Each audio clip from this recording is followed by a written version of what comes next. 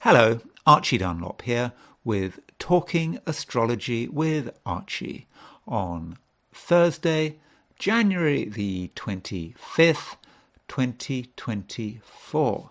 So today is Volodymyr Zelensky's birthday. He's the president of Ukraine and he is going to be 46. Yeah, it's his 46th birthday. So if he's listening, I certainly wish him a happy birthday. And it seems a great opportunity to look at his horoscope and to look at what's going on in his chart right now. But in doing that, I do have to give you a warning.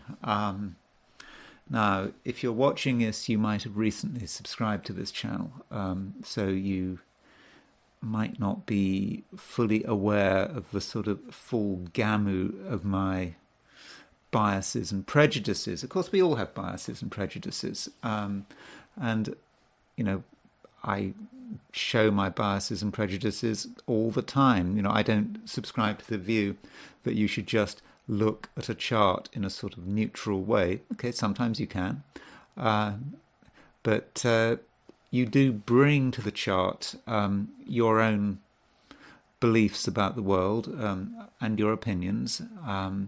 It's kind of inevitable. And yes, so, you know, some of you might have subscribed recently, and you're now watching me. And it's possible, having watched this video or having watched a small part of this video, you might decide to unsubscribe because you don't like what I'm saying. Now, if you have been looking at my videos over the months, in fact it's nearly a year since I started this, you'll know that I am absolutely not a fan of Volodymyr Zelensky.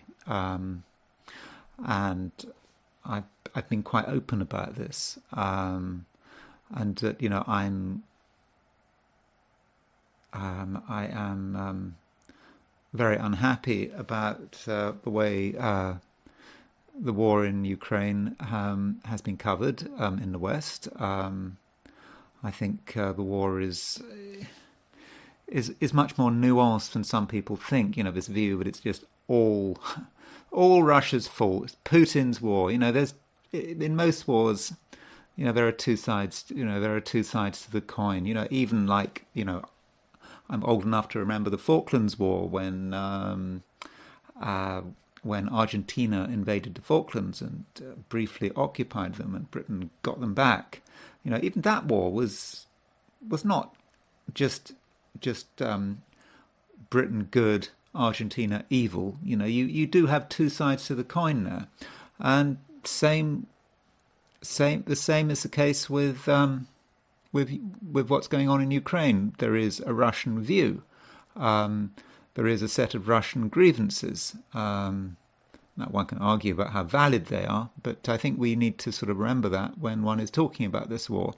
And in this video, I will be looking at Volodymyr Zelensky's horoscope, and I'll warn you, I'm going to be quite negative about it, about a lot of the stuff I see. I mean, it's a great chart, a fantastic chart, Volodymyr Zelensky's chart. You know, it's really strong. You know, it's not like Putin's chart. I mean, Putin's chart, you know, we haven't got a time of birth for Putin. You know, I don't really like dealing with Putin's chart. I mean, the big thing in Putin's chart, you know, he's got this Saturn-Uranus aspect in it, which sort of dominates the chart. You can actually read Putin's chart only by looking at Saturn and Uranus. You don't actually have to look at anything else in his chart. But you know, if you don't want to look at other stuff in his chart, yeah, Putin's chart, it doesn't fill me with great excitement. But Zelensky's chart, there's just so much going on, so much to talk about. And that's what I will be doing later in the video. But before I do that, I want to look at the astrology and the I Ching for today, which is Thursday, January the 25th, 2024. So there, top right, Volodymyr Zelensky. And I must emphasize that I do wish him a happy birthday. I want him to have a great day today. It's his birthday. He's 46. He needs a break.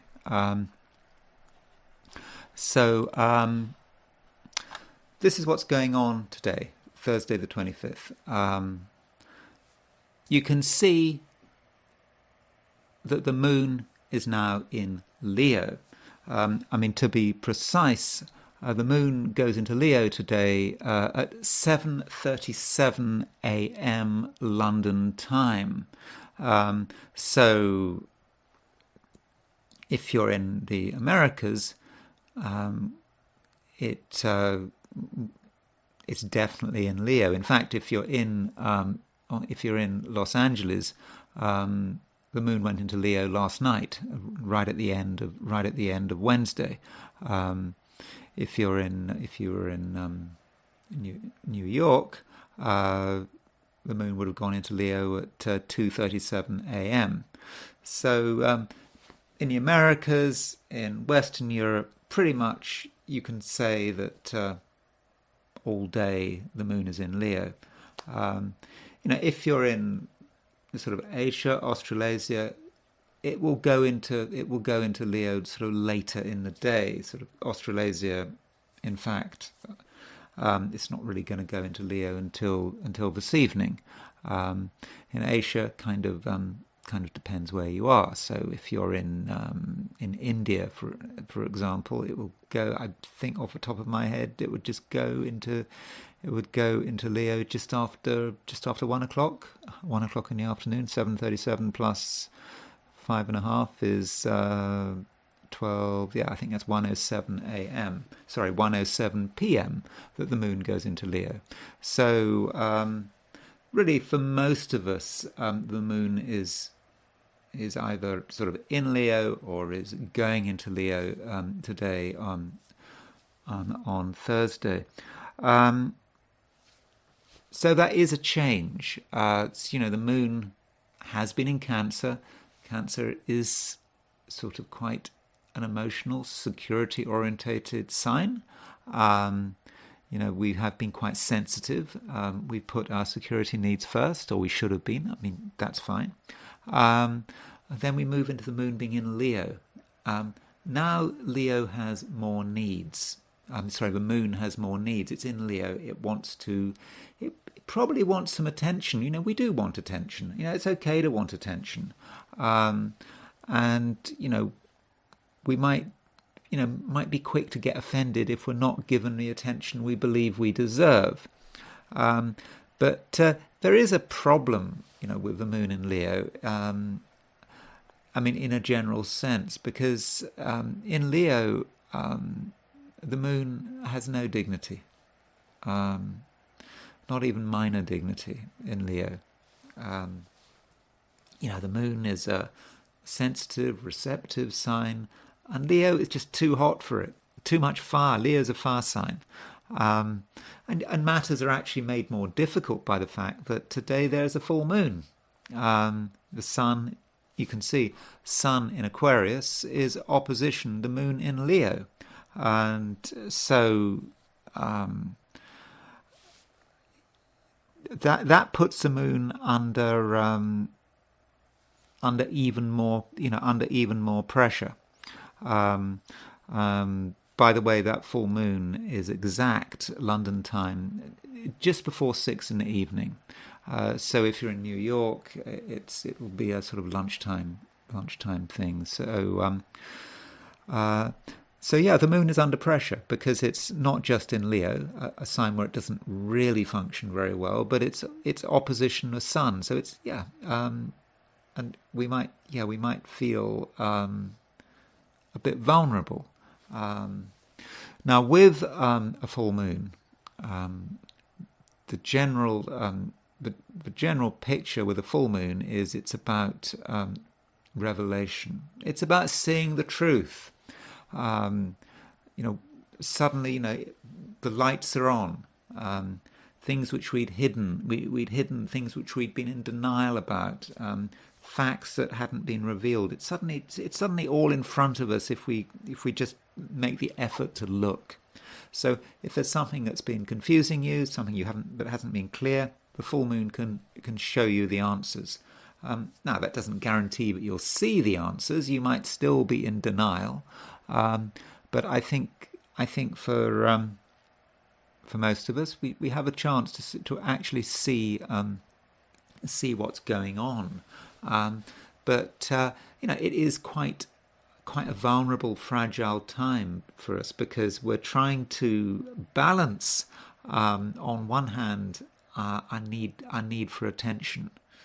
We're going to need it, but at the same time, there is a need for detachment. Sun in Aquarius is about being detached. So, we might want attention, but we can't really get much attention if we're detached from the world, and so it is a bit difficult. Now, this full moon has Jupiter on the T. You can see that there's Sun is square Jupiter and Moon is square Jupiter. So Jupiter might actually represent some solution to any dilemma that the full moon creates. Perhaps we should stop thinking about ourselves and start thinking about our vision. Jupiter is a planet that is about vision. And, if we think about our vision, how we want the world to be, how we want to expand, how we want to align ourselves perhaps to a philosophy or a spiritual set of spiritual beliefs, that's the way forward. That may be the way to unlock the problem. But we must resist the temptation to indulge in sort of excessive behavior, because the Jupiter is, at the time of this full moon, is it's sort of widely aspecting the Sun Moon midpoint. So it may be a day that some of us want to go over the top, and so we have to be a bit careful there. So that's the full moon. I mean, that is definitely the thing which dominates the day. It is the most important thing going on. It's also worth noting that Mercury is starting to move towards a conjunction of Mars. That conjunction is not going to be exact today, but Mercury increasingly wants to communicate. And Mercury conjunct Mars, there's a temptation there to communicate in a way which is potentially quite violent, quite aggressive. Mercury is communication, Mars is aggression. You put Mercury and Mars together, we really want to be heard. We want people to hear what we've got to say, and in the process, we might cause a lot of chaos. And when thinking about Mars, yesterday I talked about Mars, and I said that Mars was conjunct the fixed star Vega. In fact, Mars is conjunct the fixed star Vega today as well. It's also square the Jupiter-Neptune midpoint, and with Mars conjunct Vega, there are causes and belief systems which we can be very passionate about, almost to the extent of perhaps sacrificing our own best interests. So still, there are things that upset us, things on the news, things we read in the newspapers. Does anyone read newspapers anymore? But maybe, I suppose, internet newspapers, whatever. Things we hear about the world which can really upset us, and we have to decide whether it is really worth getting upset, whether it's worth taking action. And because Mars is square the Jupiter-Neptune midpoint today, some of us might be excessively idealistic. Jupiter-Neptune as a pair is extremely idealistic. It wants the world to be a better place. It might feel that it can move forward put this vision into action. So with Mars on a Jupiter-Neptune midpoint, we have this belief, and we want to really push it, aggressively so. But we do have to consider whether it's really worth doing. And continuing on the theme of Mars, I have to point out that Mars is square Chiron. Now, I don't make great use of Chiron in my daily work. It's very small. It's a comet, isn't it? But it can work. Mars is square Chiron. Chiron is, well, they say it's a wounded healer, isn't it? I mean, that's a standard way of looking at it. But it also has another word attached to it, which is the maverick, doing things differently. And so with Mars conjunct Vega, speaking out, perhaps for the oppressed, speaking out in a way that may not make us popular, but Mars being square Chiron, our actions, the things we want to do aggressively, we may feel we have to. In some way, we're healing someone's wounds, our own wounds, making the world a better place. We see something wrong with the world. We see where the world is wounded, and we want to heal that wound. But there's always a price. And I think that's the case, particularly with Chiron, because Chiron is wounded. He's a healer, but he can't heal his own wound. How does it work? He got poisoned with the poison from, is it Hercules' arrows dipped in poison from a hydra? So the poison is so awful that he can never cure himself. But of course, he's Chiron, so he's immortal, so he doesn't die. So you've got this contradiction there. And it may perhaps feel like that there is just something wrong with the world, and it's going to be there. And how are we going to get over that? Once we've seen how bad the world is, or particular parts of the world, we can't take that away, and that just is with us all the time. So maybe that's the wound, but at the same time, we're trying to make the world a better place. So yeah, if we've got an idealistic streak, it might come out in a big way today. But you do have to consider whether that's really a good thing. Is it appropriate to really spend all day protesting, worrying about how someone's dealing with life on the other side of the world? So that's Mars. So Mars has quite a lot of stuff going on with it. Being conjunct Mercury, as I said, being conjunct Vega, being on the Jupiter-Neptune midpoint, and being square Chiron. So that's the overall picture today, and I must emphasize it's the full moon that matters. The moon has its cycle has peaked. It was waxing, and it's now waning. Something has reached its culmination, and from now on, it's in some ways going into decline until the new moon in 2 weeks' time. But at this moment of culmination, we can see the truth if we look. Then we have to decide what we do with the truth, because sometimes when we see the truth, it isn't great. But I think it's better to see the truth than to be in ignorance. Okay, so that's the broad picture. And what I want to do now is just go through the 12 signs and give you my view on how today might work out for them.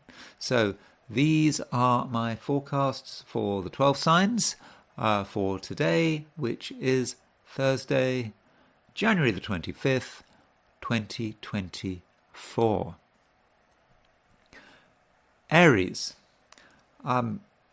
There are some big changes, Aries. I think Aries, over the last couple of days, you haven't quite felt yourself. You've sort of felt that there wasn't much point in doing anything because perhaps you felt you might be ignored. or you might have been concerned that your energies were being scattered in the wrong places, and you maybe found yourself having to focus on things that you found really tedious, like domestic responsibilities and domestic chores, having to deal with your family, feeling that you couldn't really give your ambitions everything you got because there were too many distractions. But with Moon moving into Leo, Leo is a fire sign. Aries is a fire sign. So with the Moon moving into Leo, in one sense, you've got a lot more space. You've got more freedom to do what you want to do. You can be creative in your own way without having to feel particularly guilty about it. Now, that doesn't mean to say that it's always easy to be free, especially on a day when you've got a full moon. Yes, the moon is in Leo, but the moon is opposition the sun. So while you have a chance to do something really great, that's just a real reflection of who you are, you might get resistance from other people, family, friends. They just might decide to criticize you, or just their reaction may not be enthusiastic enough, or they might interfere, or they might say, no, but you've got to do this thing first. You can't do that because you haven't finished off that. And it's going to be irritating. And you might feel that you aren't really strong enough to stand up to them, that you do have to sort of stop and deal with these unwanted responsibilities.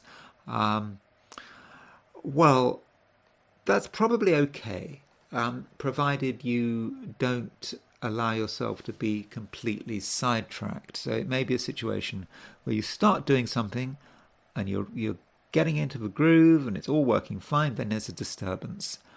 Maybe a phone call, someone wanting your help, someone wanting your attention, and it's annoying. What you probably have to do is just keep your cool, say, okay, spend maybe an hour or whatever it takes to, shut these people up.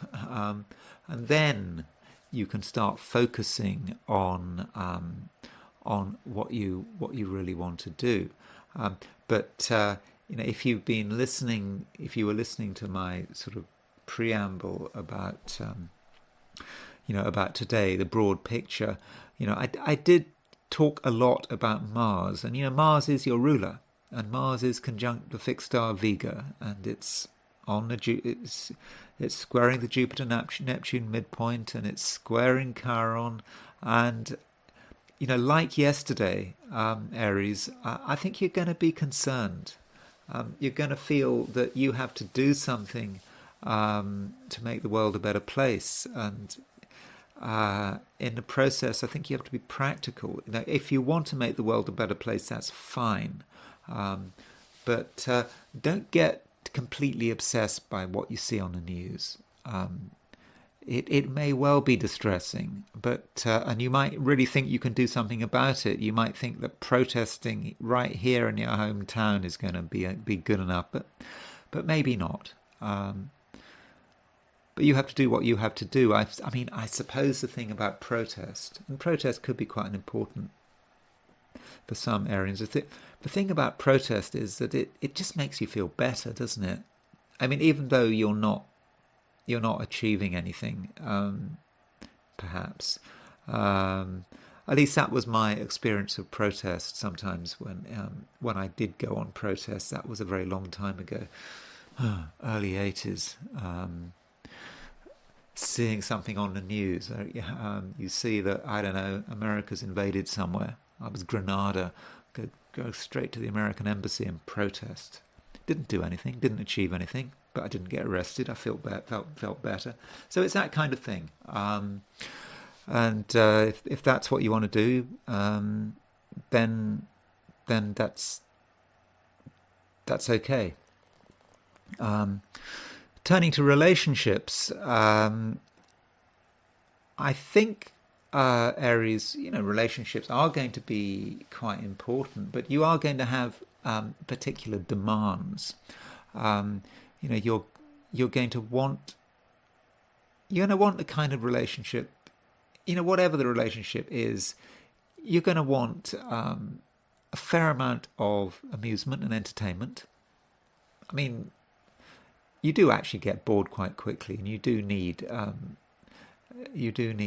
stimulation. And if someone is just boring, it's gonna hit you quite quickly. So you're going to be looking for amusement, entertainment. I don't think that you're particularly looking for commitment. It's all about It's all about the moment. That's your aim. That's your goal. That's what you're going to want from relationships. Even if you're already in a relationship, long-standing relationship, that's what you're going to want from your spouse, partner, business partner, friend, whatever. That's what you're going to want. You're going to want entertainment. You'll to some extent you'll expect to be entertained. And if it's just sort of boring and your creative impulses are not being properly nurtured, then you're probably going to want to focus on something or someone else. Taurus. Okay, the moon has changed sign. It's now in Leo, and that does mean something for a Taurus. Especially today, when the moon, as soon as it changes sign, as soon as it moves into Leo, it starts to make a full moon, because the moon is opposition the sun. So in the Taurian chart, what that means is that you're kind of torn. You kind of feel that the way forward is to be seen and heard.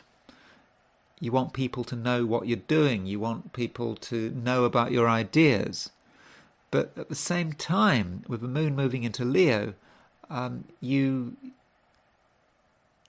feel a need for privacy, actually, and that contradicts your urge to be seen and heard. You can't be seen and heard and keep your privacy. It's just not possible. And so there may be a certain sort of contradiction there, and it might actually also be reflected in a clash between the demands of work and the demands of your family. They might be asking for things, and if you accommodate everyone, no one's going to be happy. Sure, you've got to. If you're working, you need to spend some time at work. You have to perhaps ignore your family or focus on something else. But if you, and likewise, if you focus everything on your family, then you're not going to be able to get anything done. So that might be something you have to balance out. And probably the way around the problem is to think about the fact that Jupiter is in Taurus. And Jupiter squares this full moon. And Jupiter is kind of an answer. So, you've had Jupiter in Taurus for quite a long time, for months. And with Jupiter in Taurus, I don't know, when did Jupiter go into Taurus? Sort of I should know, middle of next year, middle of last year sometime. So you've got this Jupiter in Taurus. So you have to think, what is Jupiter in Taurus about? Jupiter in Taurus is about your particular vision, your particular way of making progress in the world and of taking your private vision and pushing it out into the outside world. So don't just think about your family. Don't just think about your career. Think about your vision, the big vision.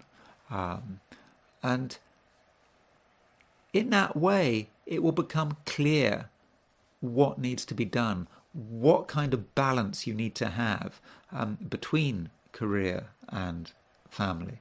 Because in some respects, the demands of career, demands of family, the demands of work, they're all subservient to your vision, your wider purpose for being on this planet. So I think if you keep that in mind, then I think today you can make some excellent progress. But you do have to bear in mind that some of the people around you are very definite in terms of what they want. So in terms of your social life, your friends are going to have a clear view, and they're going to be quite demanding about that view, and they will expect they'll expect you to agree with them. This was something that was a bit of an issue yesterday, and I did talk about this yesterday when I was discussing Taurus, your star sign. But it is likely to continue. So like yesterday, you have to decide how seriously you're going to take partners and other people you're coming into contact with today. Do you just follow their lead and make them happy? Or do you alternatively just take the view that really you don't want to get involved? And that's quite possible, and there's nothing wrong with that. If you feel that other people's dramas are not for you, then you don't have to be part of it. And while this is going on, you yourself, you may feel. You may actually start to feel yourself under a bit of pressure today. That the reason being is that Venus is your ruler, and Venus is aspecting the Saturn-Pluto midpoint. So Saturn-Pluto as a principle is about struggle. It's trying to get rid of this great block. Something is holding you back. It feels like something is holding you back, and you want to break it up so that you can smash forward. So that could be an issue for some Taurians, feeling that you don't have enough room to move, and that you have to take drastic action in order to make things happen. And it's probably intensified by the fact that today there is a full moon. So some Taurians might take the view that the best policy is to just play safe. And playing safe today means withdrawing. If you feel that that's the best approach, then possibly you should go with it. Particularly as if you're out there, trying to make progress in the outside world. Yeah, it's what you want to do, but you may feel you're just not making enough progress. You're not really making headway. That perhaps you're being ignored. That you're not getting enough appreciation. So yeah, maybe you should fall back on your own devices. I don't think that there's any disgrace in that. Gemini, you have certainly got a lot to say. And I think also you're looking for variety. I mean, Geminis, I understand, are always looking for variety. But, you may feel that there are lots of places you want to go to.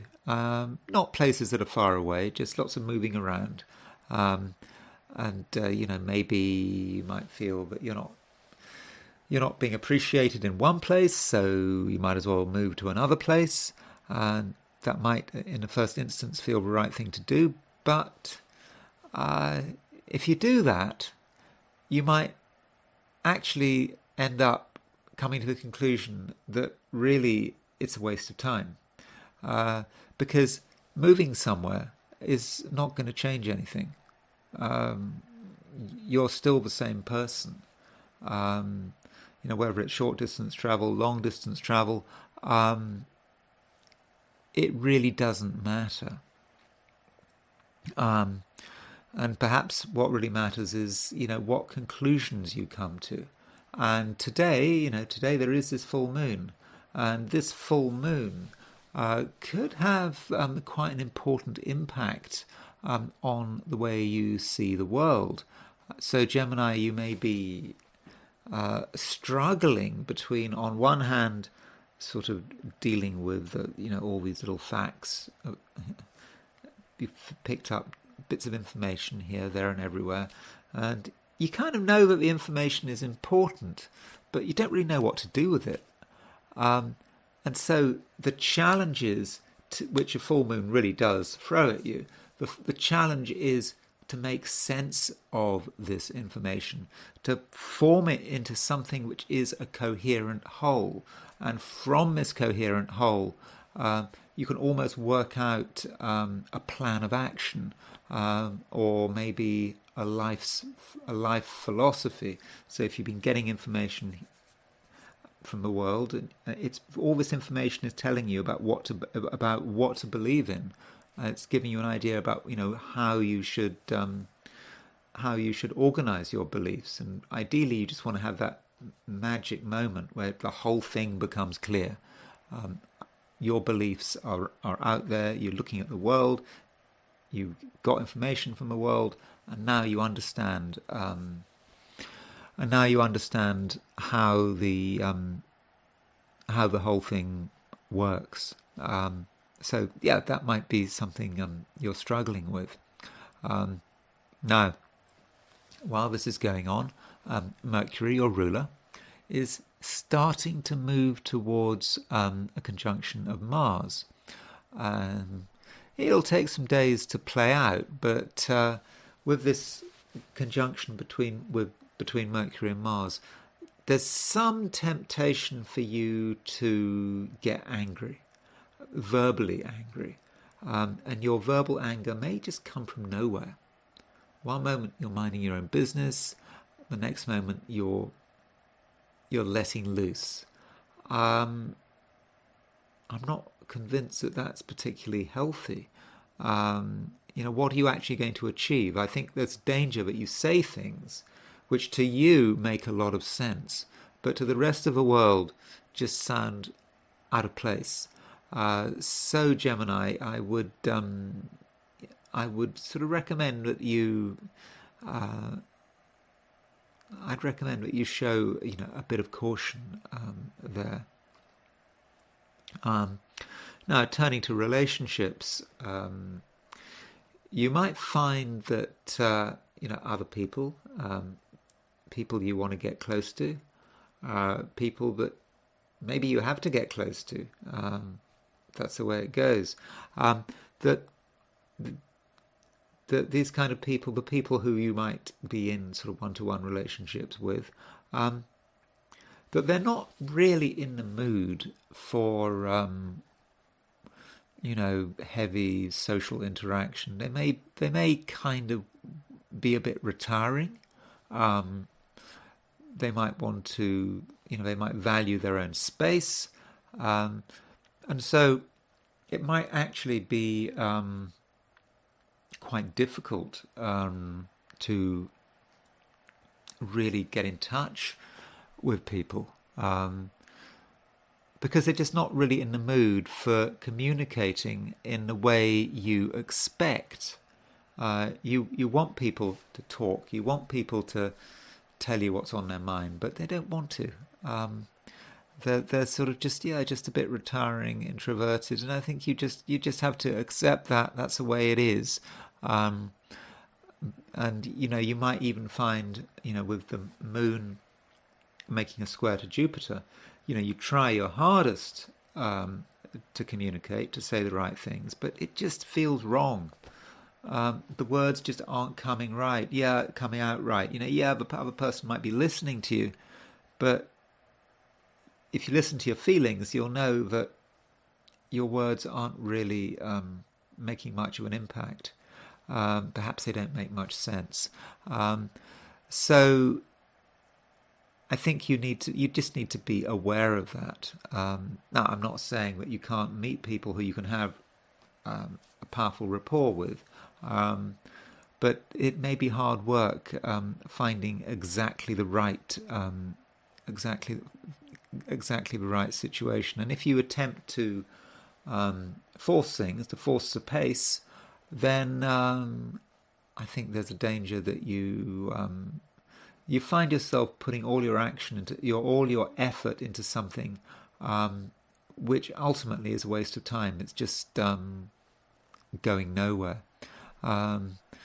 So overall, in terms of relationships, I'm not convinced that this is an area of your life which you should be spending a lot of energy on. Instead, you should be focusing on sorting out the details, the facts, and putting them into some broader perspective, and which can sort of inform your philosophical and spiritual view of the world. Cancer. Okay, today there is a full moon, and full moons tend to be important for Cancerians. I mean, Cancerians are quite sensitive to the lunar cycle, so if you've got a full moon, you might feel just a little bit on edge. You can feel other people's moods. You can certainly feel your own moods, and your own moods may be swinging a little. One moment you're feeling quite sort of optimistic. You're feeling, yes, you can get things done. You can show the world what you're made of. You can sort of get the appreciation you feel you deserve, and in the next moment you're thinking, what's the point? So a bit of constancy would be important. You don't want to spend a day swinging from one thing to another. You just need to sort of focus on one or two things and just give it your best shot. Now, this full moon could have some impact on money, because this full moon, from a Cancerian perspective, it hits the finance axis of your chart. So perhaps you'll start to realize something about money. It's a realization that might be a bit disturbing. Questions about money, these are questions you probably don't really feel you want to ask, perhaps because you're afraid of the answer. But when you actually get down to it, look at your finances, you'll see the full picture. That picture, may be a little disturbing, but at the same time, it'll be very clear what you need to do. And so it's a situation where the truth is going to really improve things for you. Maybe not in the very short term, but from a perspective of a few days and weeks, by accepting the truth and acting on the truth, then you'll be making things a whole lot better for yourself. So don't be afraid. Just deal with it. Now, looking at relationships, it does seem that partners, they do want to get close to you, or even if you meet new people for the first time, people are going to want to get close to you. I'm not suggesting that they want to get close to you in a way that is, infringing your boundaries or anything like that. It's just closeness is going to be important. and a lot of people are going to see the world in terms of you know, people having connections with each other, people having little unions. That's what it's about. And I suppose you might take the view that this is not something you really want to get involved in. You may actually not appreciate closeness. You may feel that you need to be a little bit detached. It does depend on the situation. I mean, if someone is praising you a lot, saying wonderful things about you, I'm afraid, you are going to be a sucker for flattery today, Cancer. And that, if someone flatters you a lot, then you might feel, well, yeah, this is someone I want to get close to. But just try to get an understanding of why people are saying nice things about you. Are they saying nice things about you because they mean it? Or are they saying nice things about you because there's something they want from you? I mean, that's because Moon is in Leo. The moon, as I said earlier, the moon in Leo is a little fragile, and yeah, it is vulnerable to excessive flattery. So do watch out for that. Leo. Today's full moon probably puts the emphasis on relationships. Reason being because, the moon is in Leo, which is your star sign, and the sun is in Aquarius, which is your opposite sign. So in the Leo chart, Aquarius is very much connected with relationships. It's about how you're going to get close to people. And this full moon is possibly, Leo, going to show you the truth about someone. So if there's someone you've been thinking about, worrying about, you're not quite sure what makes them tick, then the full moon, I think, is going to show you the truth. And, this full moon, might be important in terms of existing relationships. So if you've been with someone for a long time, the full moon will give you new information, and using this new information, you may make decisions about how you want to change the relationship, and so that could be useful. It might not feel useful because full moons, we don't really want to know the truth very often. But truth is not always bad. I mean, we can discover good things about people under a full moon. It's not just about discovering bad things. And Leo, whatever's going on, it's just very important that you don't feel that you have no control, because you actually have a lot of control. Number one, the moon is in your star sign. Now, it's true that the moon doesn't work very well in Leo, but nonetheless, when the moon is in Leo, you're relatively well tuned to the environment around you, and because you're well tuned, you can do the right thing. You can have a good understanding of the people around you, and I don't think that you're going to make a fool of yourself. And at the same time, I don't want to overestimate how vulnerable you might feel, because I think Leos are, in the first instance, going to feel a bit vulnerable today. Just feeling you're not getting enough attention, just feeling that you don't really know how to relate to the world around you. But there's a limit to that, because if you put your mind to it, you can actually do something which is dramatic and fortunate. It's like you're perhaps in a situation where you have finally been able to find what you need to assert yourself. Now, to begin with, you might not recognize this because it seems so difficult to make an impact. But actually, you know what it takes to make an impact. You just have to, wait for the right moment. And when everything is configured in the right place, you can show the world who you are and what you can do.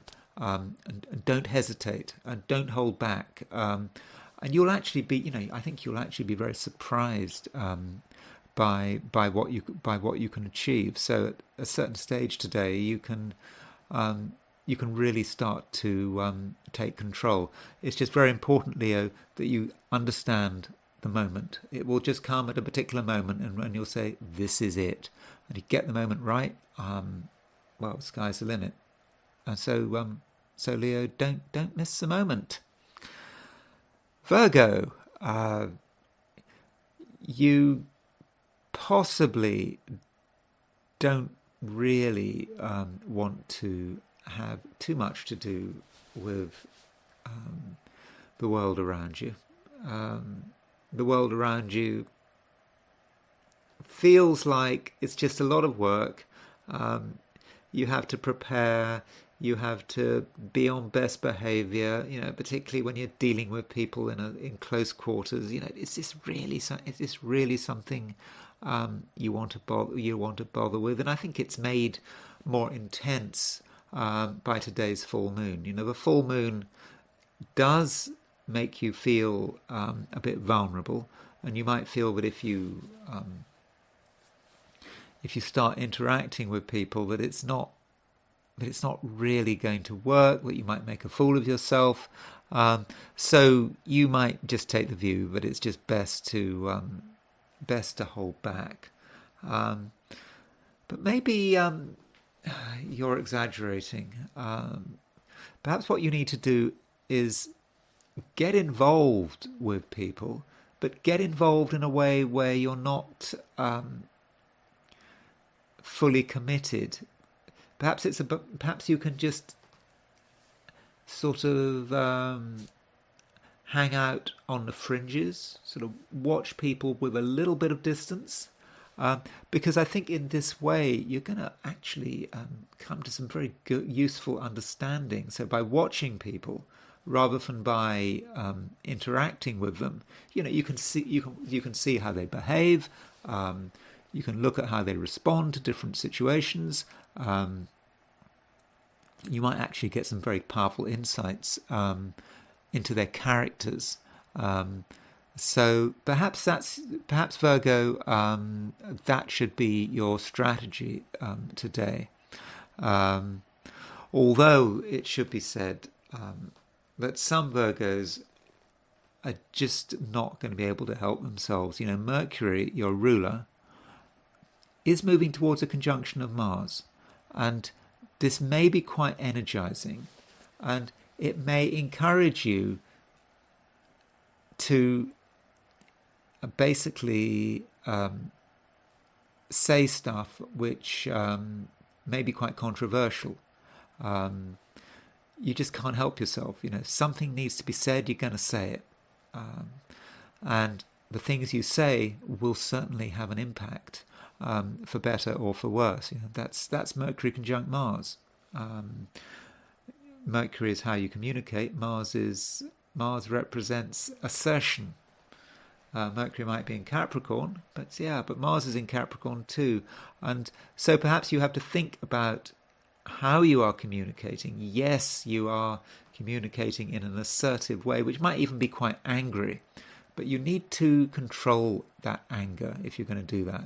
You need to really consider the facts of the matter and how you are going to communicate them. And if you've been slighted or someone's behaved badly towards you, you need to state your case with power and dignity.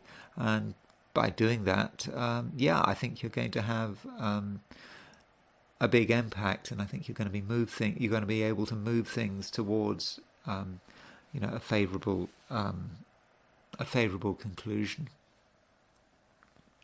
Libra, you're feeling that it all needs to have a point. You want things to mean something.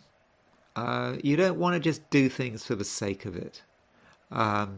You want to think about your long-term future, what you hope for, what you'd like to happen next, and that's how you're going to judge everything.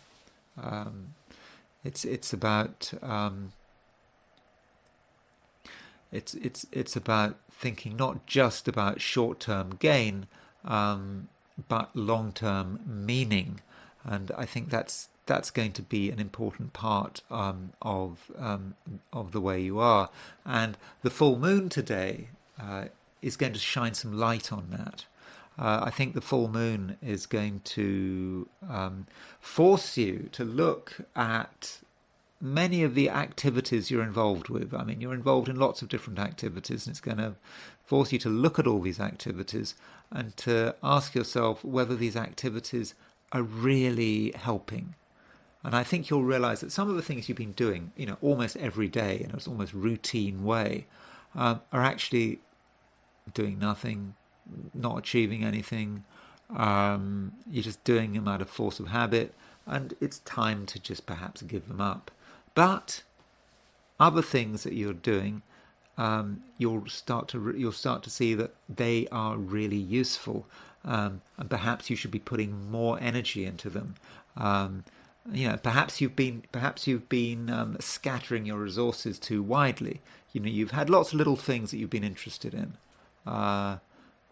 and because you haven't given any one of your interests enough time, this interest hasn't really been allowed to develop. For example, you might have been learning a language in a half-hearted kind of way, and you've been wondering why you haven't made much progress on it. And perhaps the reason why you haven't made much progress is because you've been thinking about so many other things. So work out what is important, and just be more focused and economical. And if that means giving up activities and interests which you only have a half-hearted commitment to, then I think that's fine, and I think it is. I think it's absolutely reasonable, and don't let other people criticize you for it. You might have made commitments in the past, but now you see where those commitments are leading, and you may take the view that that's a commitment that you really don't want to honor anymore because things have. Because things have changed.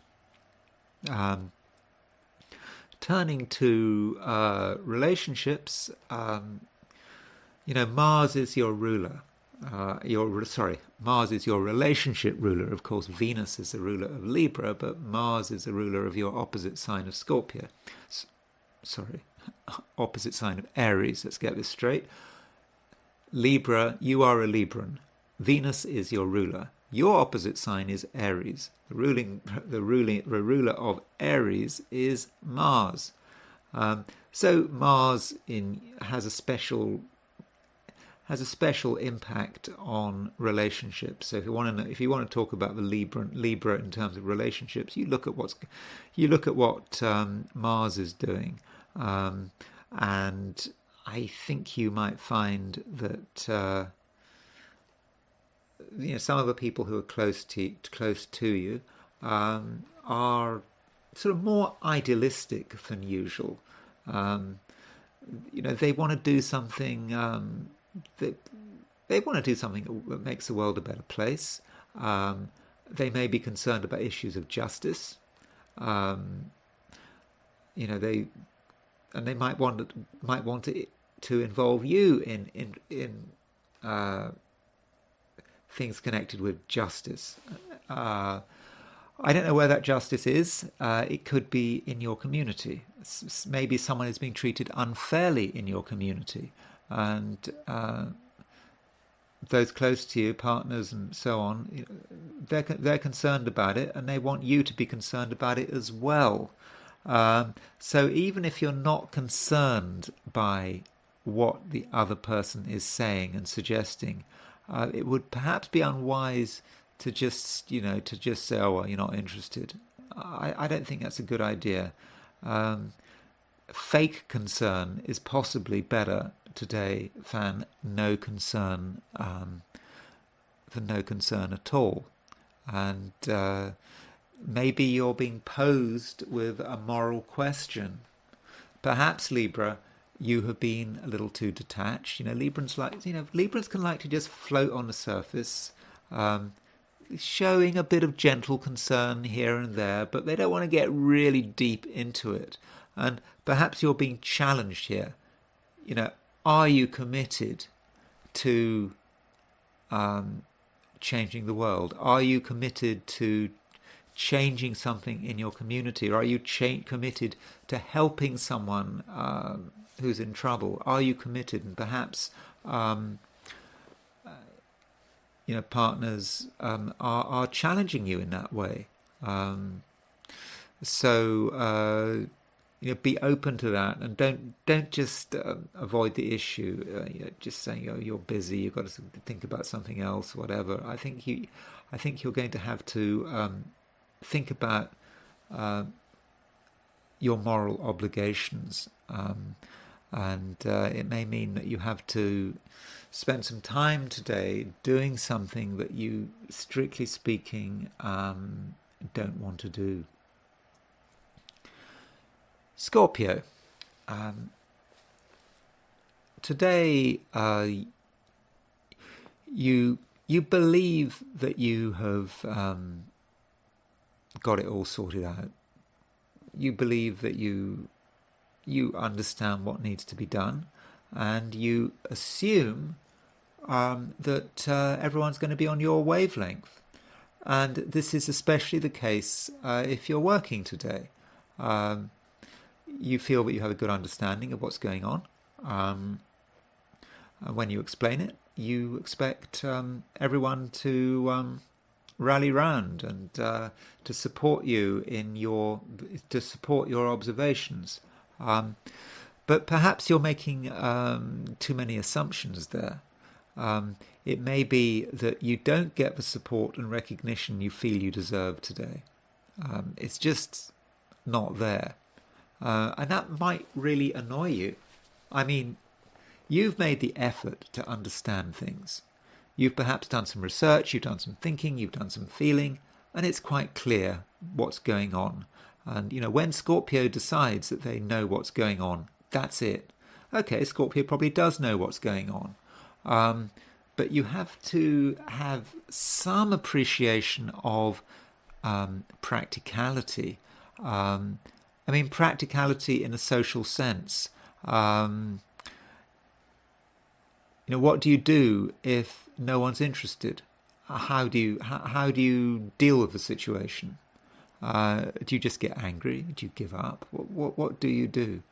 I think what you do, Scorpio, is if you want to be taken seriously, if you've got something important to do, important to say, then you've possibly got to be gently manipulative. You've got to understand that people on their own are not going to just follow your lead. They're not going to be supportive just like that. You're going to have to make them supportive through whatever manipulations you feel feel are appropriate. And it may be that you have to present people with a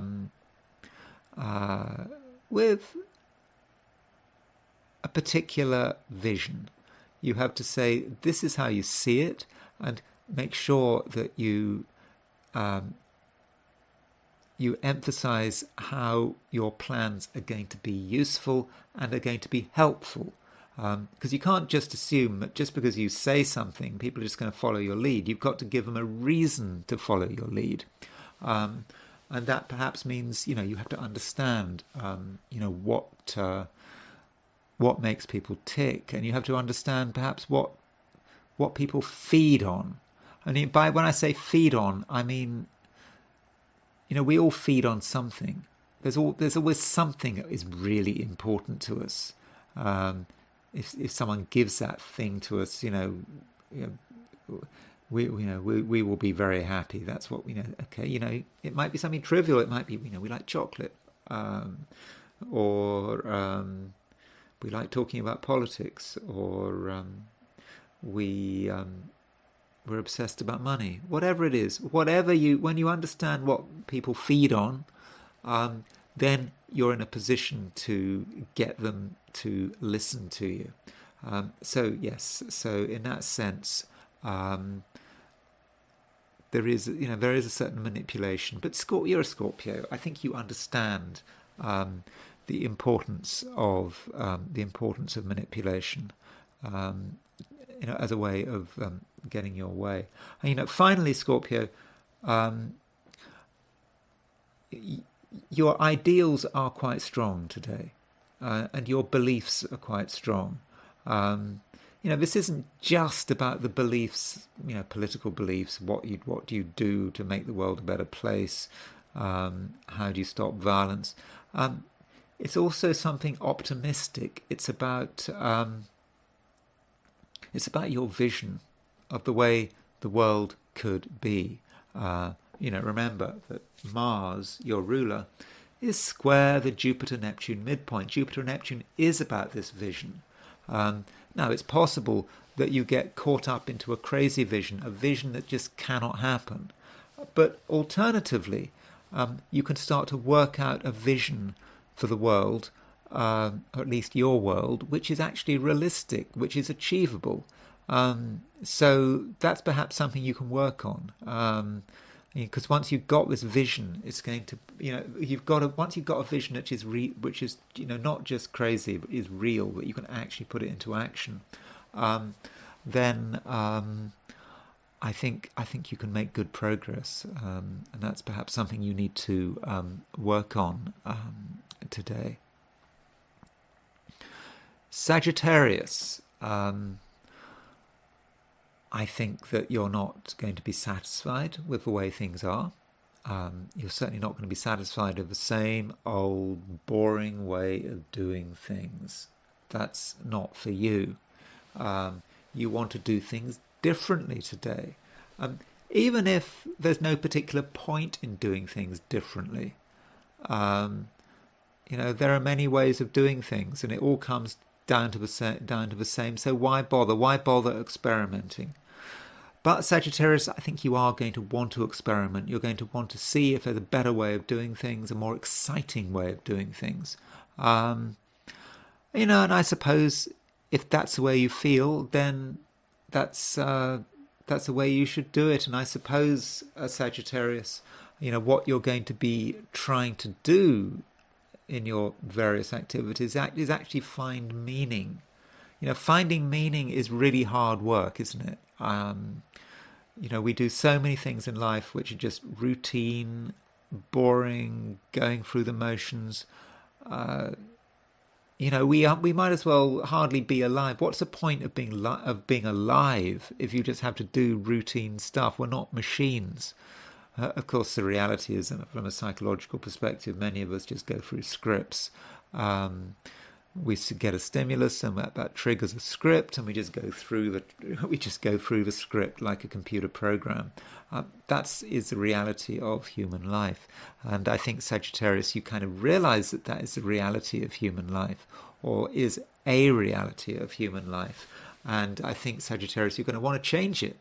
You don't want to run your life according to a script. You want to run it in a way that is spontaneous, that is unpredictable, and which can reassure you that there is a purpose. And I think purpose is going to be very important today. Purpose, it has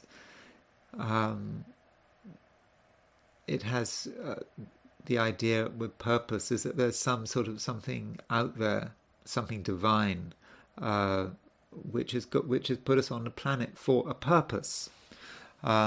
So, yes, Sagittarius, you are going to have to find your purpose, and you're going to have to, at the same time, deal with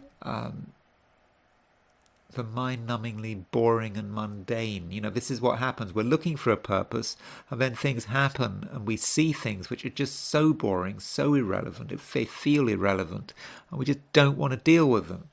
I think that's the nature of the full moon we've got today. I think the full moon is asking you, Sagittarius, to consider what is your purpose. Maybe your purpose, what is your ultimate purpose? What are you on this planet for? But it's also throwing a challenge. The challenge is throwing things your way which appear to have no purpose at all. You might think, why are you doing this? It's got no purpose. It doesn't help you get to your destination, to get to your spiritual destination. It's just in a way, maybe you've got the wrong attitude there. Perhaps everything has a purpose. Just consider that possibility, that activities that appear to be completely unspiritual may actually be the activities which take you to heaven. I don't mean that literally. I mean that sort of which take you to an inner understanding of your wider purpose, that give you a sense of bliss and meaning. So that's your challenge. I think that is by and large what your challenge is today. In terms of relationships, I'm not convinced that relationships are going to be that exciting today. It may be you'll be actually thinking about something else. But Mercury is making a conjunction to Mars. I think there are some people in your life who are quite angry about something. They've got something to say. They've got things to say, and over the next few days, it may start to sort of boil over. So, under these circumstances, Sagittarius, you have to help people communicate. So if someone's angry about something, you need to let them tell you what it is in a way that is natural and spontaneous. What you don't want to happen is to let things just get hotter and hotter and hotter, then they all boil over in a volcano of anger and frustration and ranting about everything that's wrong with the world. You have to give people the opportunity to communicate and encourage them to communicate. I think that's going to be very important today. Capricorn, there's a full moon, and I think this full moon may have an impact on money and your feelings about money and your feelings about your possessions, what you own, what you don't own. And with this full moon, it will perhaps become very clear. There's some danger then that you might start to compare yourself with other people. What do you own? What do they own? And maybe the full moon will make it clear to you that perhaps you're not the richest person on the planet. And I think the full moon may give you a sense that you thought it was okay, your finances were okay. When you look at things like, I don't know, your net worth at a particular age, you thought it was okay, but when you actually analyze it, maybe it's not okay. And so you might have worries in this department. Now, I'm not suggesting that these worries are real. I'm not suggesting that these worries, require immediate attention. I'm just saying that they're going to be there, and if you let these worries get out of hand, they could spoil your day. I mean, that is possible. So if you're worried about something, maybe you should just check it out and see whether it's real. Maybe it's not real, but it is a full moon. The full moon is showing you the truth, and so if there is any truth that needs to be discovered, about your financial situation, then today I think you will, or you could discover that truth. And if not today, it could be over the next fortnight. Full moons, as I said, are not just one-day wonders. They can last for a couple of weeks. So that might be something you want to consider. Now, looking at your contacts with the rest of the world, you do need to appreciate that certain people do have a high opinion of themselves. I'm not saying that they're justified in having a high opinion of themselves, but they just do have a high opinion of themselves. And you have to be respectful to people's egos. Now, that can be difficult if you're a Capricorn, because Capricorns are sort of down-to-earth people. We need to get things done. We're not going to worry about, prima donnas wanting things done in a particular way. Let's just, we're just going to just focus on the end result. That no-nonsense approach, which is great, it's very typically Capricornian, may not be appropriate, because there are going to be some people that need you to pay attention to them. So if someone is important to you for whatever reason, give them some attention today.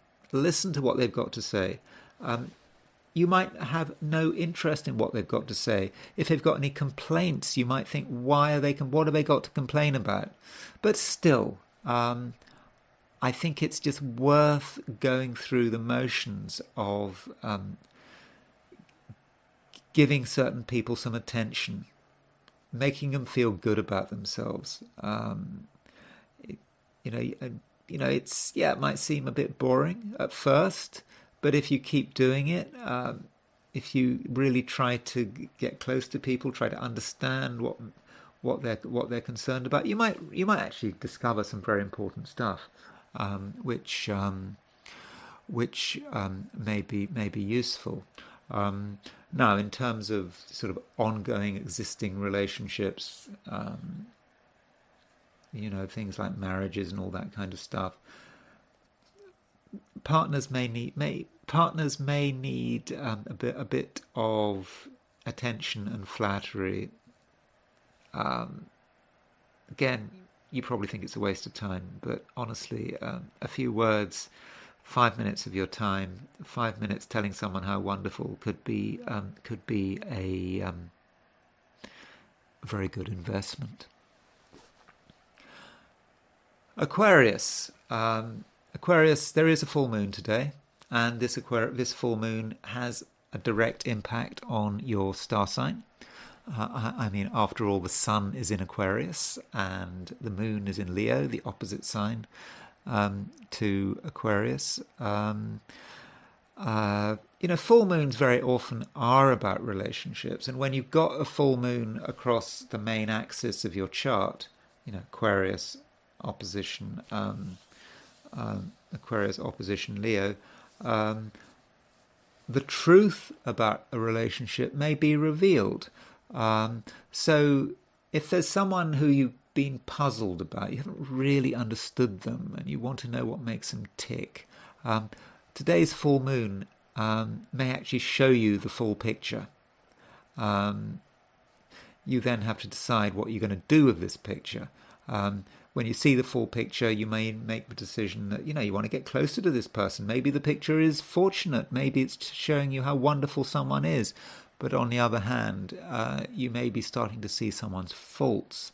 And having seen someone's faults, you may come to the conclusion that perhaps this is not someone that you want to spend a long time with. So, it depends on the situation. But whatever the truth is, I think it can really help you and can simplify a situation which in the past had become rather complicated. Simplified it in the sense that it demonstrates what action needs to be taken. Now, I don't think today, as a relation, as far as moving away from relationships. I don't think that you're going to be particularly in the mood for dramatic initiatives. It's going to feel, just too much like hard work.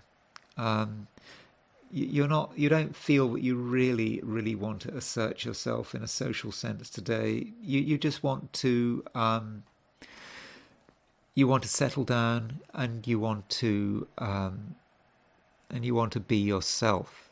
I think that's going to be terribly important, and you're going to want to be yourself. Perhaps in the company of one other person.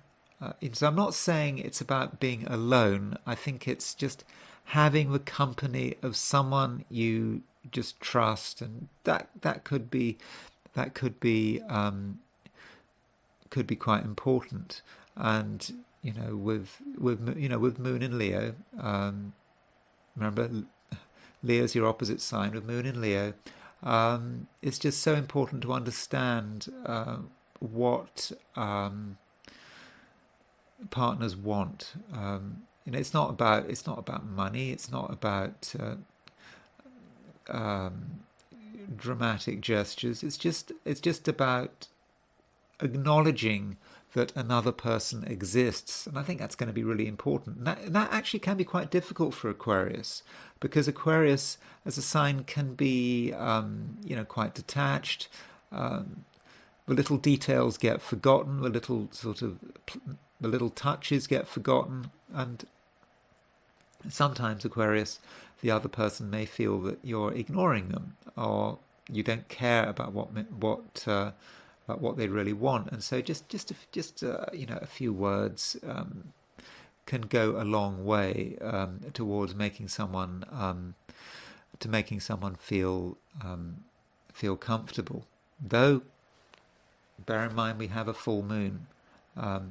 Full moons can make people feel very uncomfortable, especially if you take the view that a relationship you're in, as it stands, is not giving you what you want, and that you need to in some way change it. You see the truth, and now you're going to make the changes. And so perhaps that relates not to the big relationships in your life, like marriages, more the smaller relationships, the people you have something to do with, but not a lot of things to do with. And that full moon may convince you that a few people have really had their day, as far as you're concerned, and perhaps you don't really feel that there's any point in having much more to do with them. You may be right, you may be wrong, but the full moon does show you the truth about what the various relationships in your life are all about. Pisces. Now, when I've been through the 12 signs, yours is the 12th sign, I've put a lot of emphasis on full moons. I mean, the fact that there is a full moon today, and I have sort of considered how the full moon is going to affect each of the signs. So how does the full moon affect Pisces? Well, I mean, I don't think that this full moon is necessarily massively dramatic, but I think this full moon could really focus on how you are organizing yourself. I think some aspects of everyday organization perhaps haven't been done properly. Perhaps you may have even been a poor organizer. I'm not saying you have been a poor organizer, but things have just been done in the wrong way. There have been great inefficiencies, I think. Time has been wasted, even money has been wasted. And today's full moon, I think, will make it very clear that things do need to be more efficient. And Pisces, I think you're now in a position to start to work on this.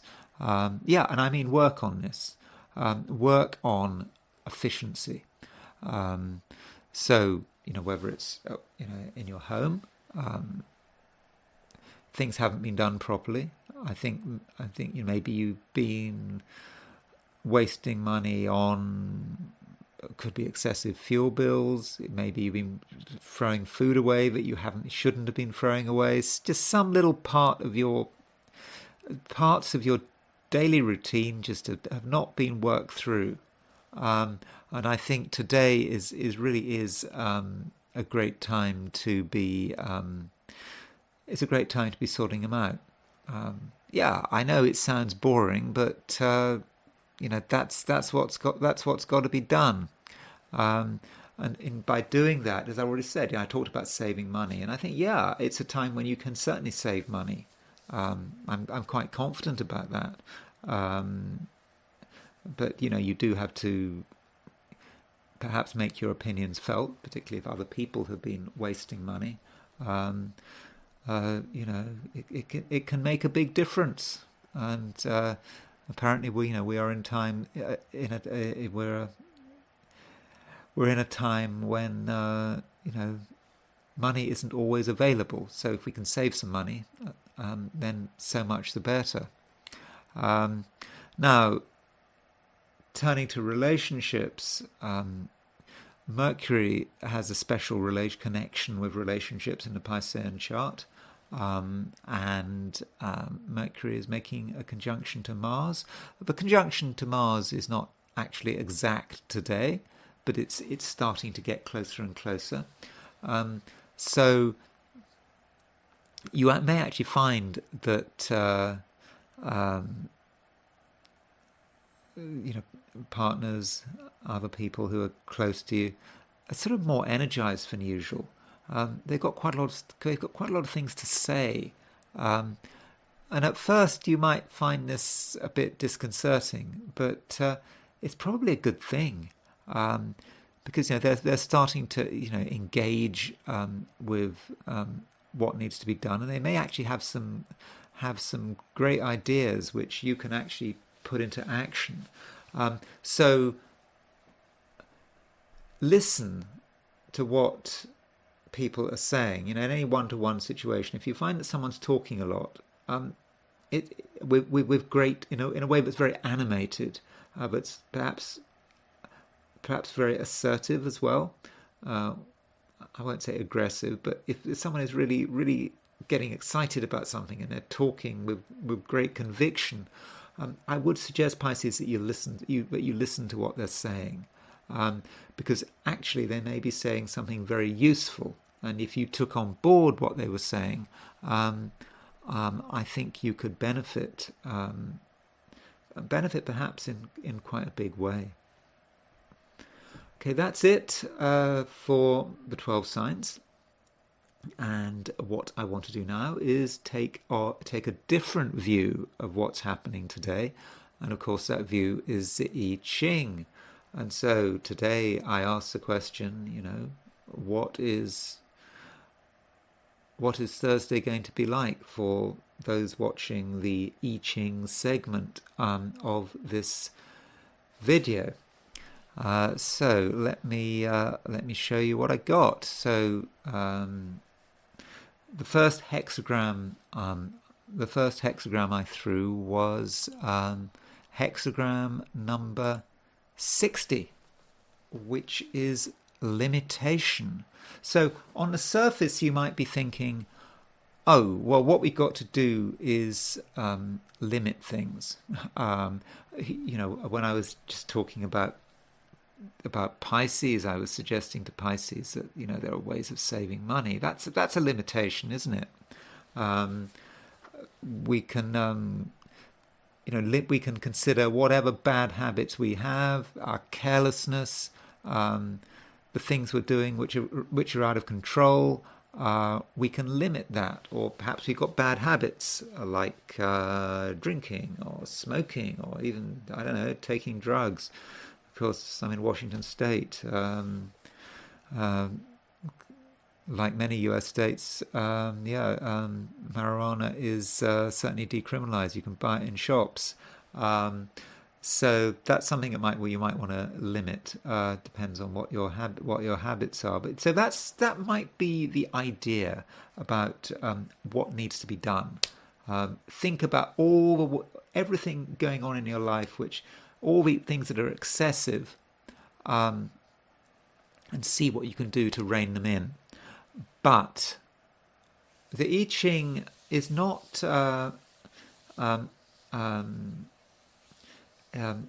completely into this idea of limitation, because the I Ching actually sees the dangers of limitation.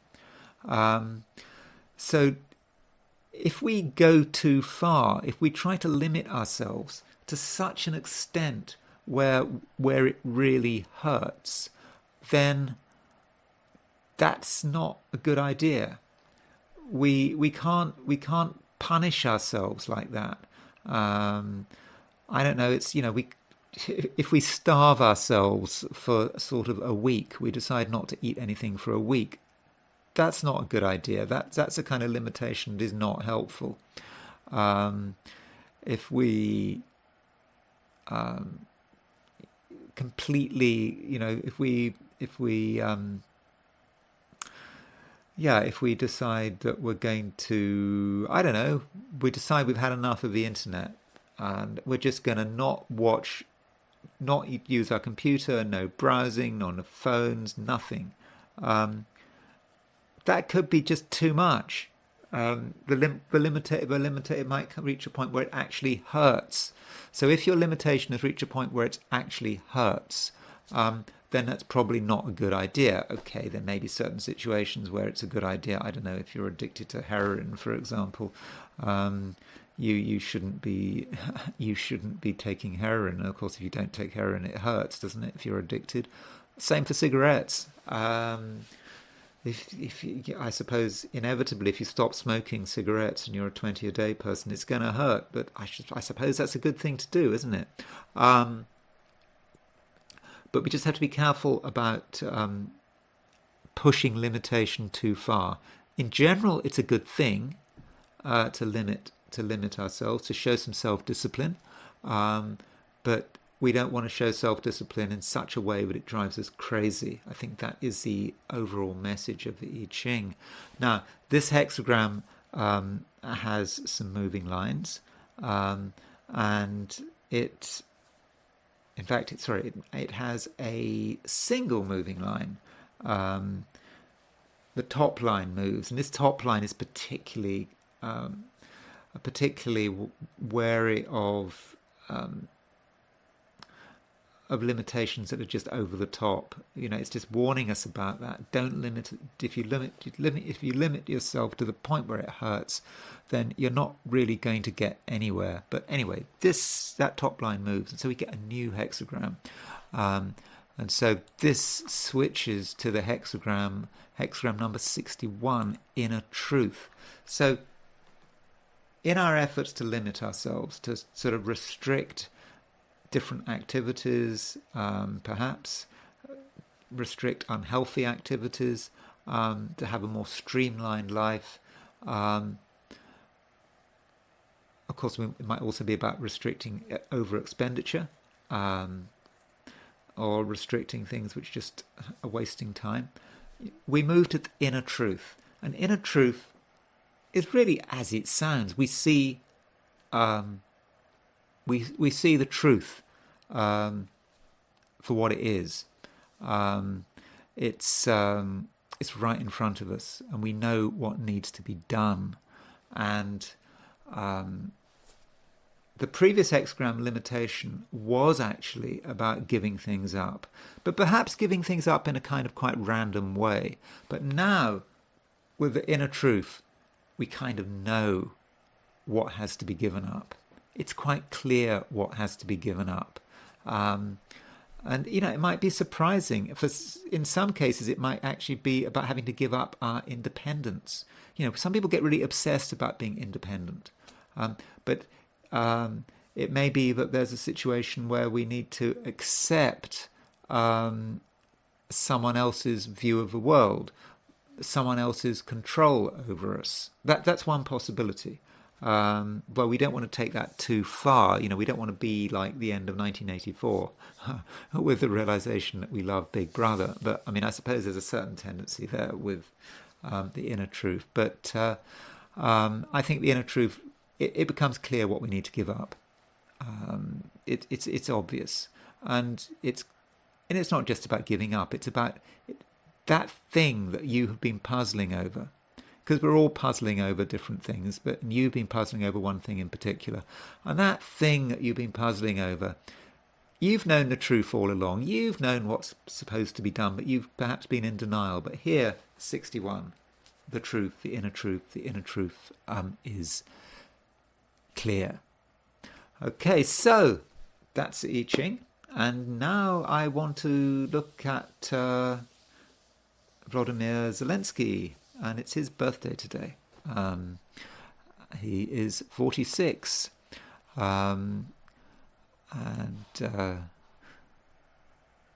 If you're a fan of Zelensky, then, there could be problems. If you're a fan of Zelensky and you're subscribed to my channel, you might want to unsubscribe. I don't know.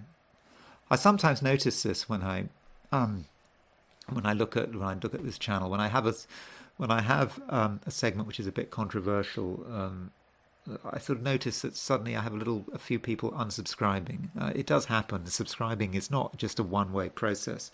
You do get people unsubscribing. But I'm going to try to be as sort of neutral as I can. But I do think that in many respects, Volodymyr Zelensky is a problematic person. But as I said, he has got a great chart. I mean, he's got an interesting chart. You cannot say that he doesn't. Here is Volodymyr Zelensky's horoscope. No, that's not. That's his solar return.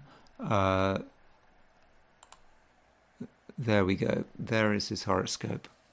So he was born January the 25th, 1978, apparently at 2 p.m.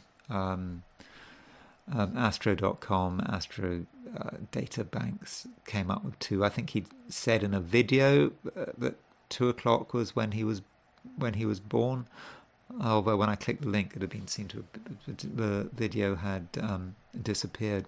Now, there are certain things about Zelensky's chart which are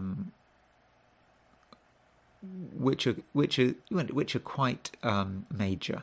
Now, when you look at charts, when you start looking at a chart for the first time, there are different techniques for getting a general picture of a chart. One approach that I like to use is to consider the elemental balance. Fire, earth, air, and water. What planets are in the 4 elements.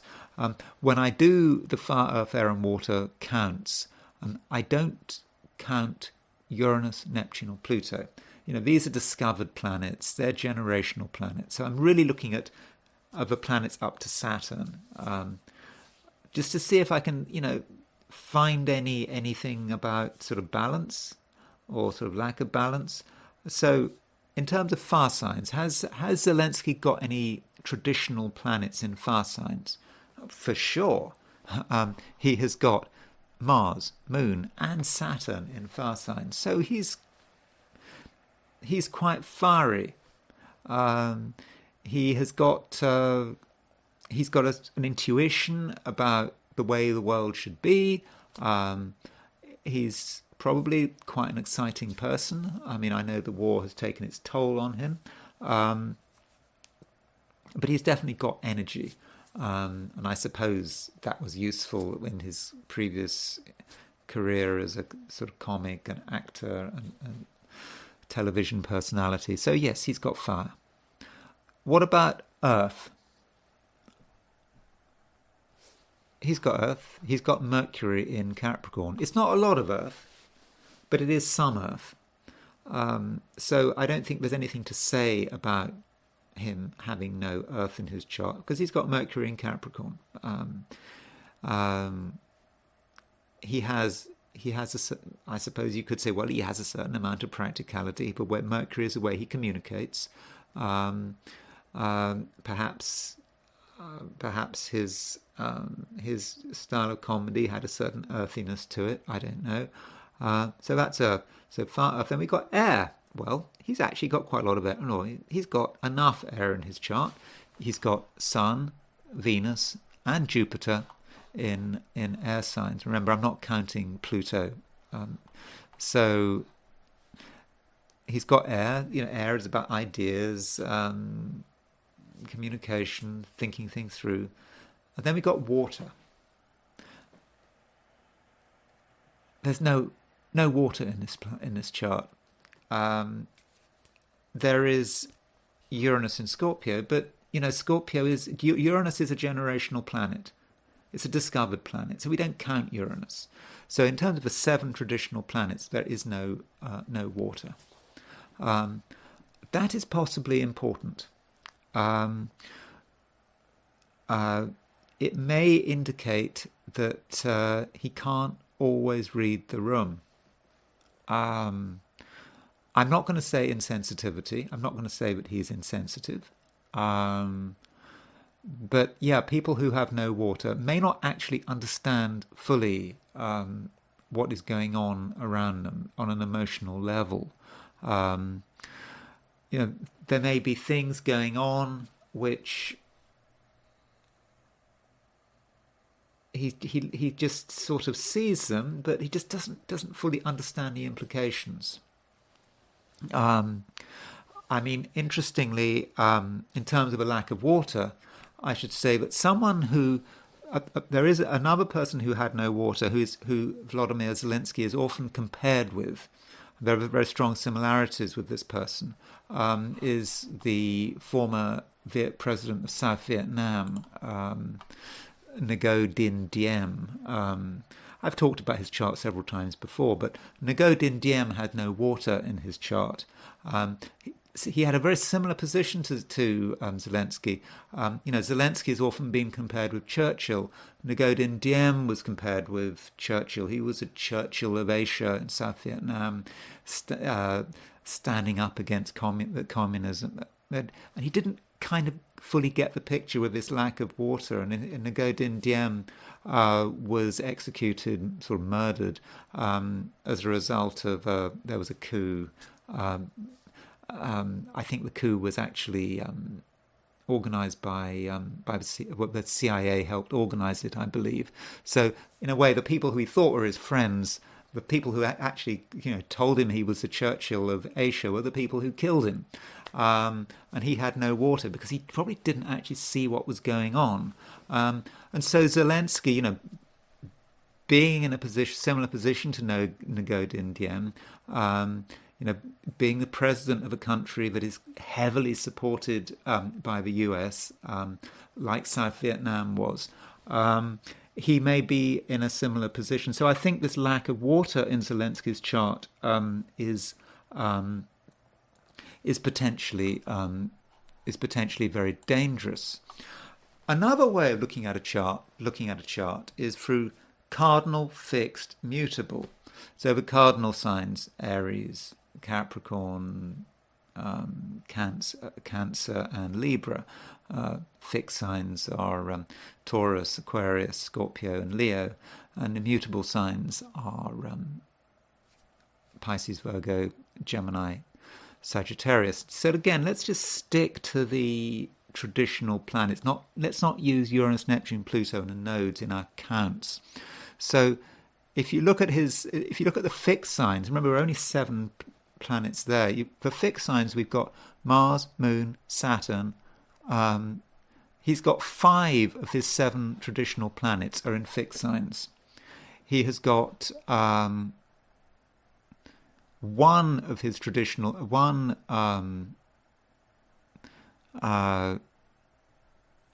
he's got Mercury in Capricorn, and so he's just got Mercury in Capricorn, and 5 and in terms of mutable signs, he's got Jupiter in Gemini. So he's got 5 of his 7 planets. 5 of the 7 traditional planets are in fixed signs. So that suggests to me that Volodymyr Zelensky is literally quite fixed.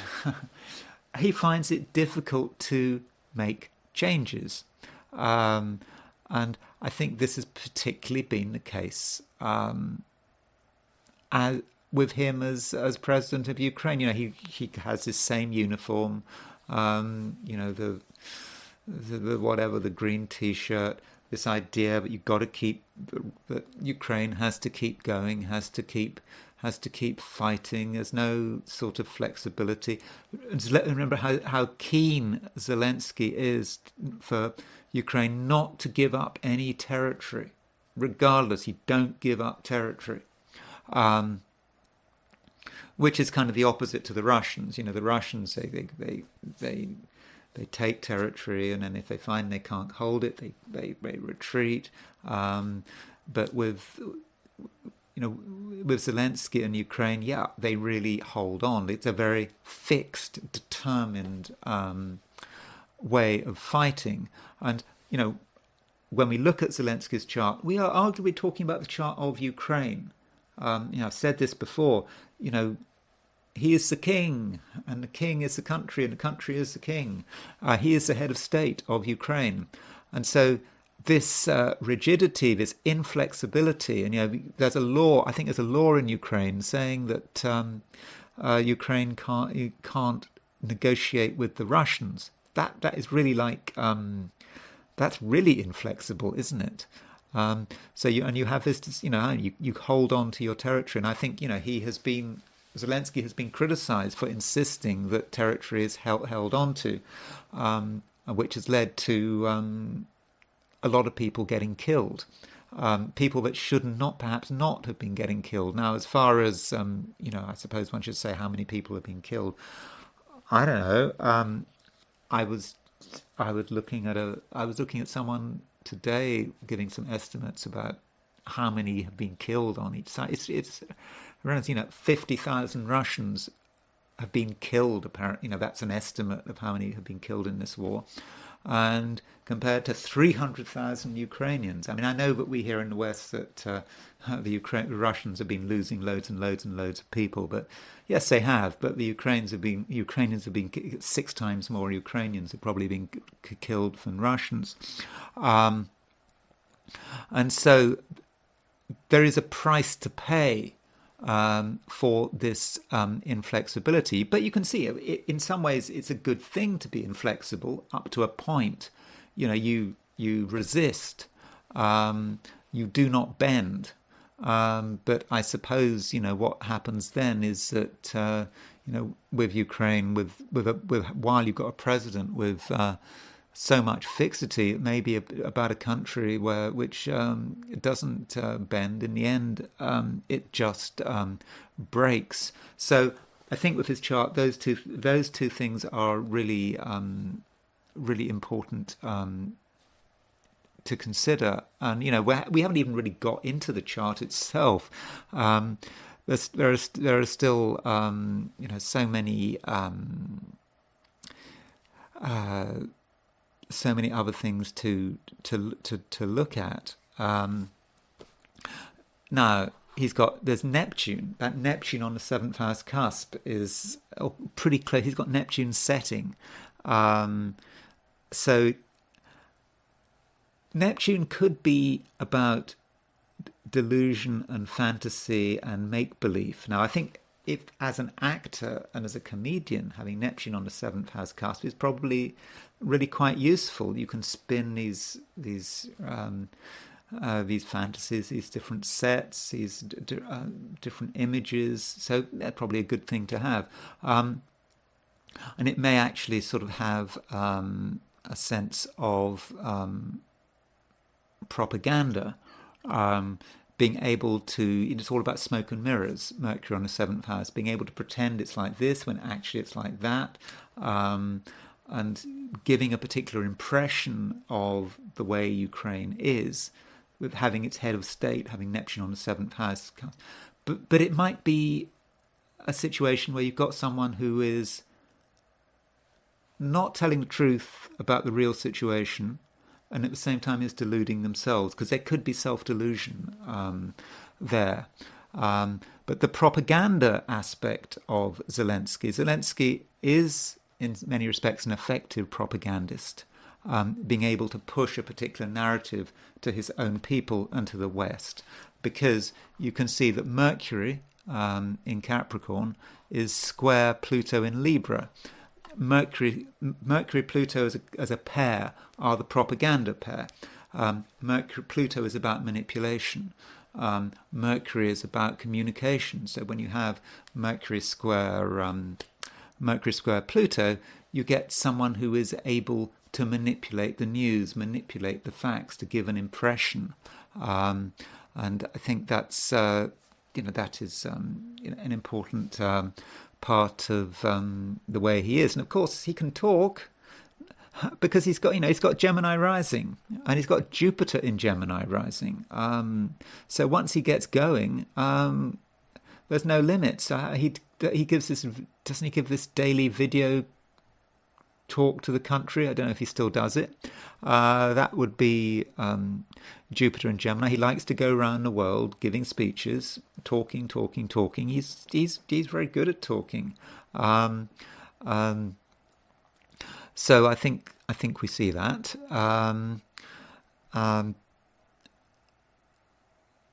But I think he's got this contradiction here. I mean, on one sense, he is an Aquarius. He's got the Sun and Venus in Aquarius. He's got an exact Sun-Venus conjunction in Aquarius. I think that Sun-Venus conjunction in Aquarius is of concern because Venus in Aquarius is under pressure. Venus is about other people. It's about the various relationships he's in. And it's conjunct the Sun. It's burnt. It's not functioning as it should be. Now, Venus can represent women in general, and I'm not making any comments about his marriage here. I'm just talking about how he relates to people. And Sun conjunct Venus can be, I would have said, could be quite harsh.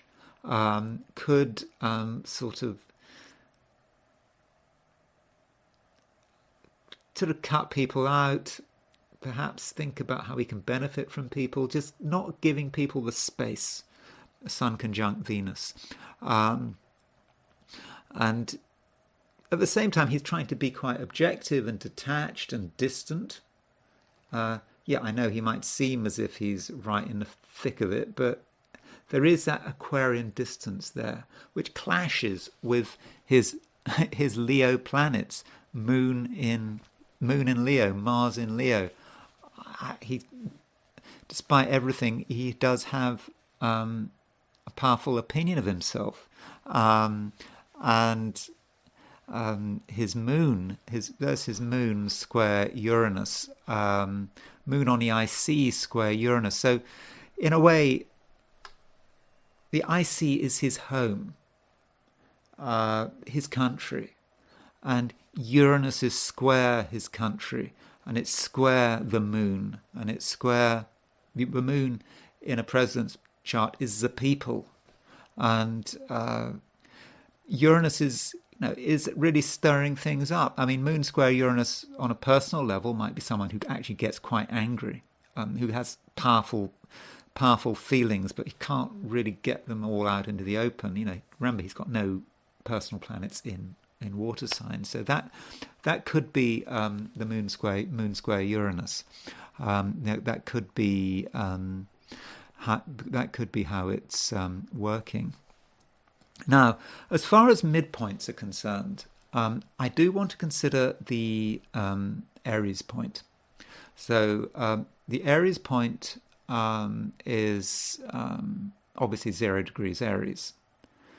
And it's a planet and it's also the opposition point to 0 degrees Aries, which is 0 degrees Libra. And it's the point that is square which is 0 degrees Capricorn, 0 degrees Cancer. It's also the point that is semi-square. So it's, in other words, what is the point of his, the points with a semi-square and sesquiquadrate 0 degrees Aries? That would be 15 Taurus, 15 Leo, 15 Aquarius, and 15 Scorpio.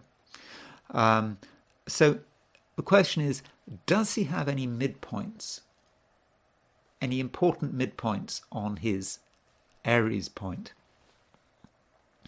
Now, his Mars-Saturn midpoint is at 14 degrees 32 minutes Leo. That means that it's like here.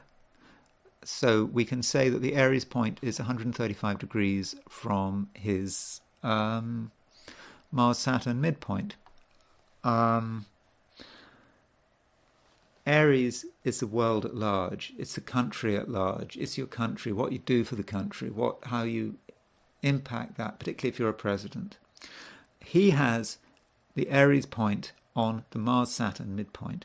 Mars-Saturn is about frustration, it's about delay, it's about annoyance, and it's about death.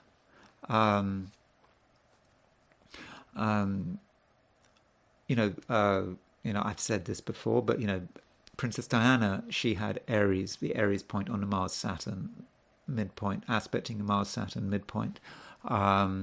So she had, and she died in a very public way, and that's how I think one of the ways in which her Aries on the Mars-Saturn midpoint is reflected. And after she died, we never heard the end of it. We're still talking about that tunnel and that car accident. And someone born on the same day as Princess Diana, that's July the 1st, 1961, was Victoria Nuland, who is I think she's the deputy, she's the deputy Secretary of State in the US. She has, because she's born on the same day, literally, as Princess Diana, she has the Aries point on the Sun-Mars midpoint. Now, Victoria Nuland didn't die in a tunnel like Princess Diana did. She's still very much alive. But Victoria Nuland was one of the big architects of America's encroaching influence into Ukraine. I mean, she helped manipulate Ukraine into that whole Maidan dispute,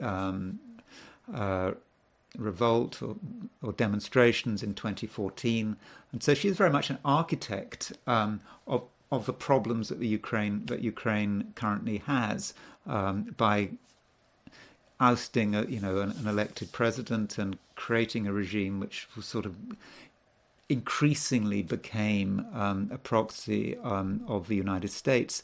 And in the process, a lot of people died. A great many people died.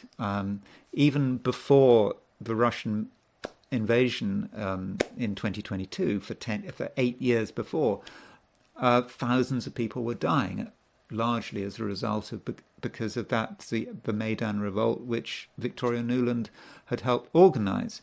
Now, Volodymyr Zelensky, like Victoria Nuland, like Princess Diana, he has the Aries point on the Mars-Saturn midpoint. And so, as president, we know that, we don't know precisely the right figures. I've heard much higher figures, but if we take 300,000 Ukrainian soldiers have died in this war, that's happened on his watch. It doesn't necessarily mean it was his fault. I don't know. But it happened while he was president.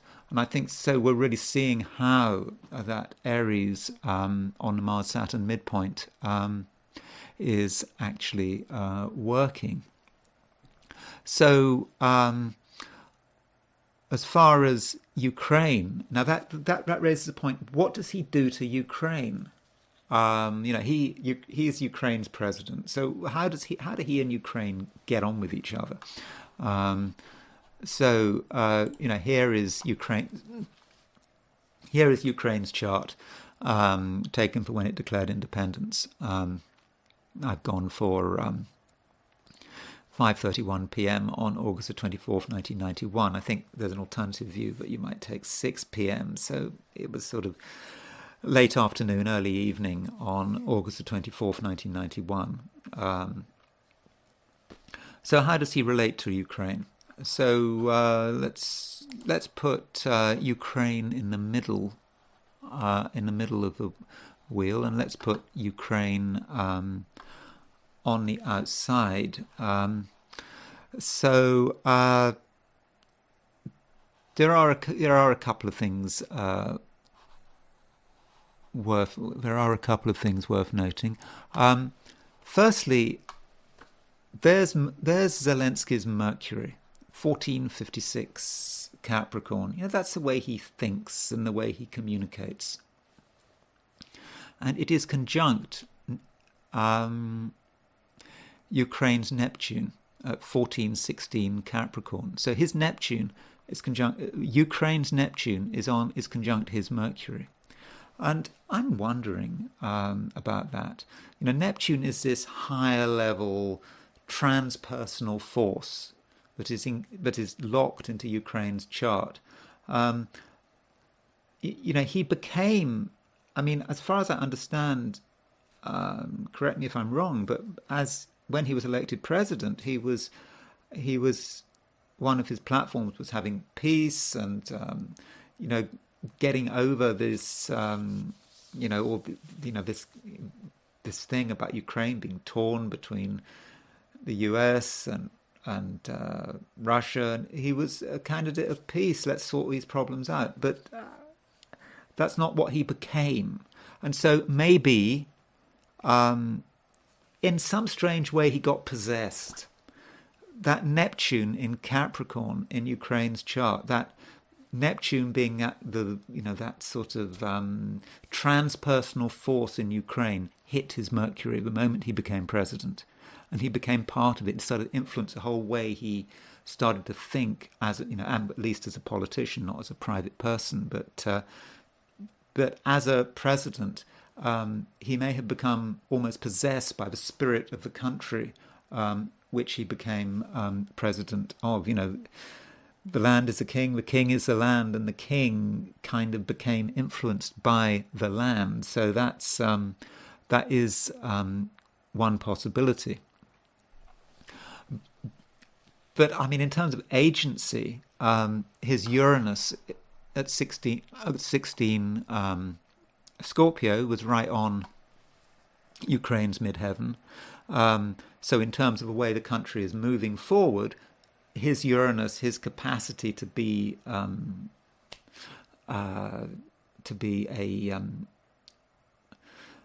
revolutionary, perhaps have revolutionary ideas to create change, it certainly had an impact on the country.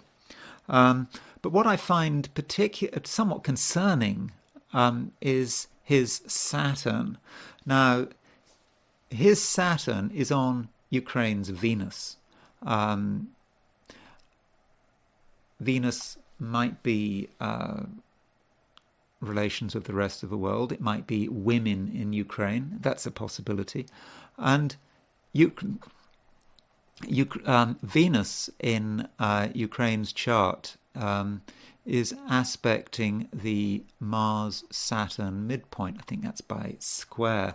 So Ukraine has Venus square the Mars-Saturn midpoint. That's quite difficult. I was kind of worried when they were talking about conscripting women. You were thinking death of women, Venus on the Mars-Saturn midpoint. But Venus square the Mars-Saturn midpoint, it's about sort of destruction of money, the destruction perhaps of the country as a whole. It's pretty destructive. So his Saturn is kind of activating the Mars-Saturn midpoint in Ukraine's chart, also activating the Saturn. And so in a way, it's through his presidency, during his presidency, again, that so many Ukrainians have been killed.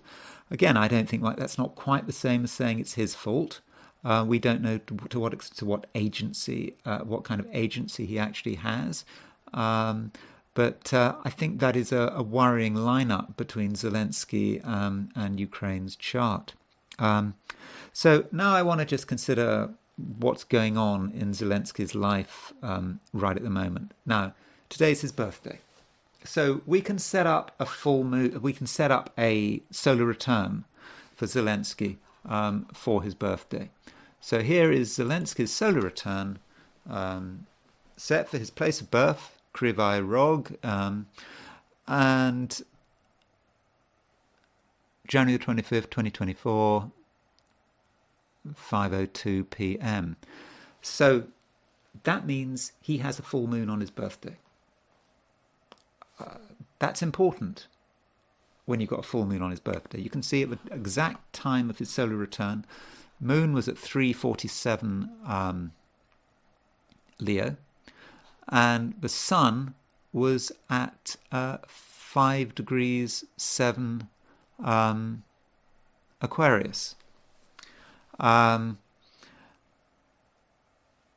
Full moons suggest this is the denouement, where you see where it's all going. You see the truth. It all becomes clear. The acting has stopped. We now see the situation for what it really is. And so this solar return for today, his birthday, is about the truth of the matter. It's now, you can no longer hide. It's right there. It's right in front of you. And that alone makes me think that possibly Zelensky's time as president is possibly coming to its end. The full moon does suggest an end. A new moon perhaps suggests more of a beginning. And it's the degree of this full moon. You know, the full moon. The full moon takes place. The exact degree of the full moon is at the full moon when it takes place. The exact moment of the full moon is at 5 degrees 15 minutes Leo. Zelensky's sun. Let's go back to Zelensky's chart. See, he's got his sun at 5:17 Aquarius. So this full moon is at, it's right on it. It's at that's what I said. I said 5:15. Is at 5:15 Leo. So the full moon is right on Zelensky's sun, exact. And of course, it's also on his Venus, not quite so close. But that full moon on his Sun-Venus conjunction, I think, is absolutely critical. Now, if we as ordinary people have full moons in our solar return, it's probably not a big deal. We survive. But if you're president of Ukraine and your country is at war, and your country is losing a war, it is losing, by the way, it's not a stalemate, and your country is losing a war, having that full moon is really, really, really bad, I would have said, just on its own.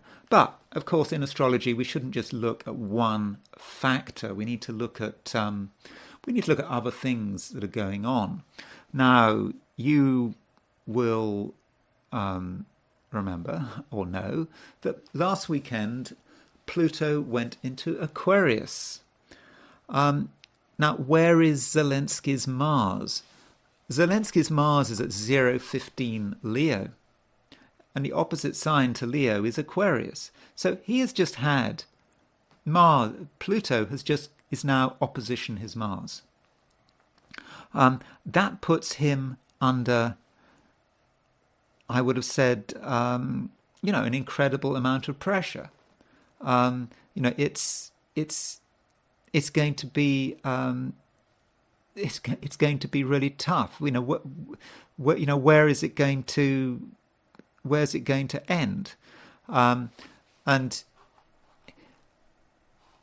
I mean, that's today. Now, Pluto is a slow-moving planet, and we shouldn't necessarily say, the exact moment that Pluto hits his Mars is a moment where something difficult is going to happen. We should probably be looking for some kind of triggering planet. So if we move forward to next month, so Mars is in Capricorn at the moment.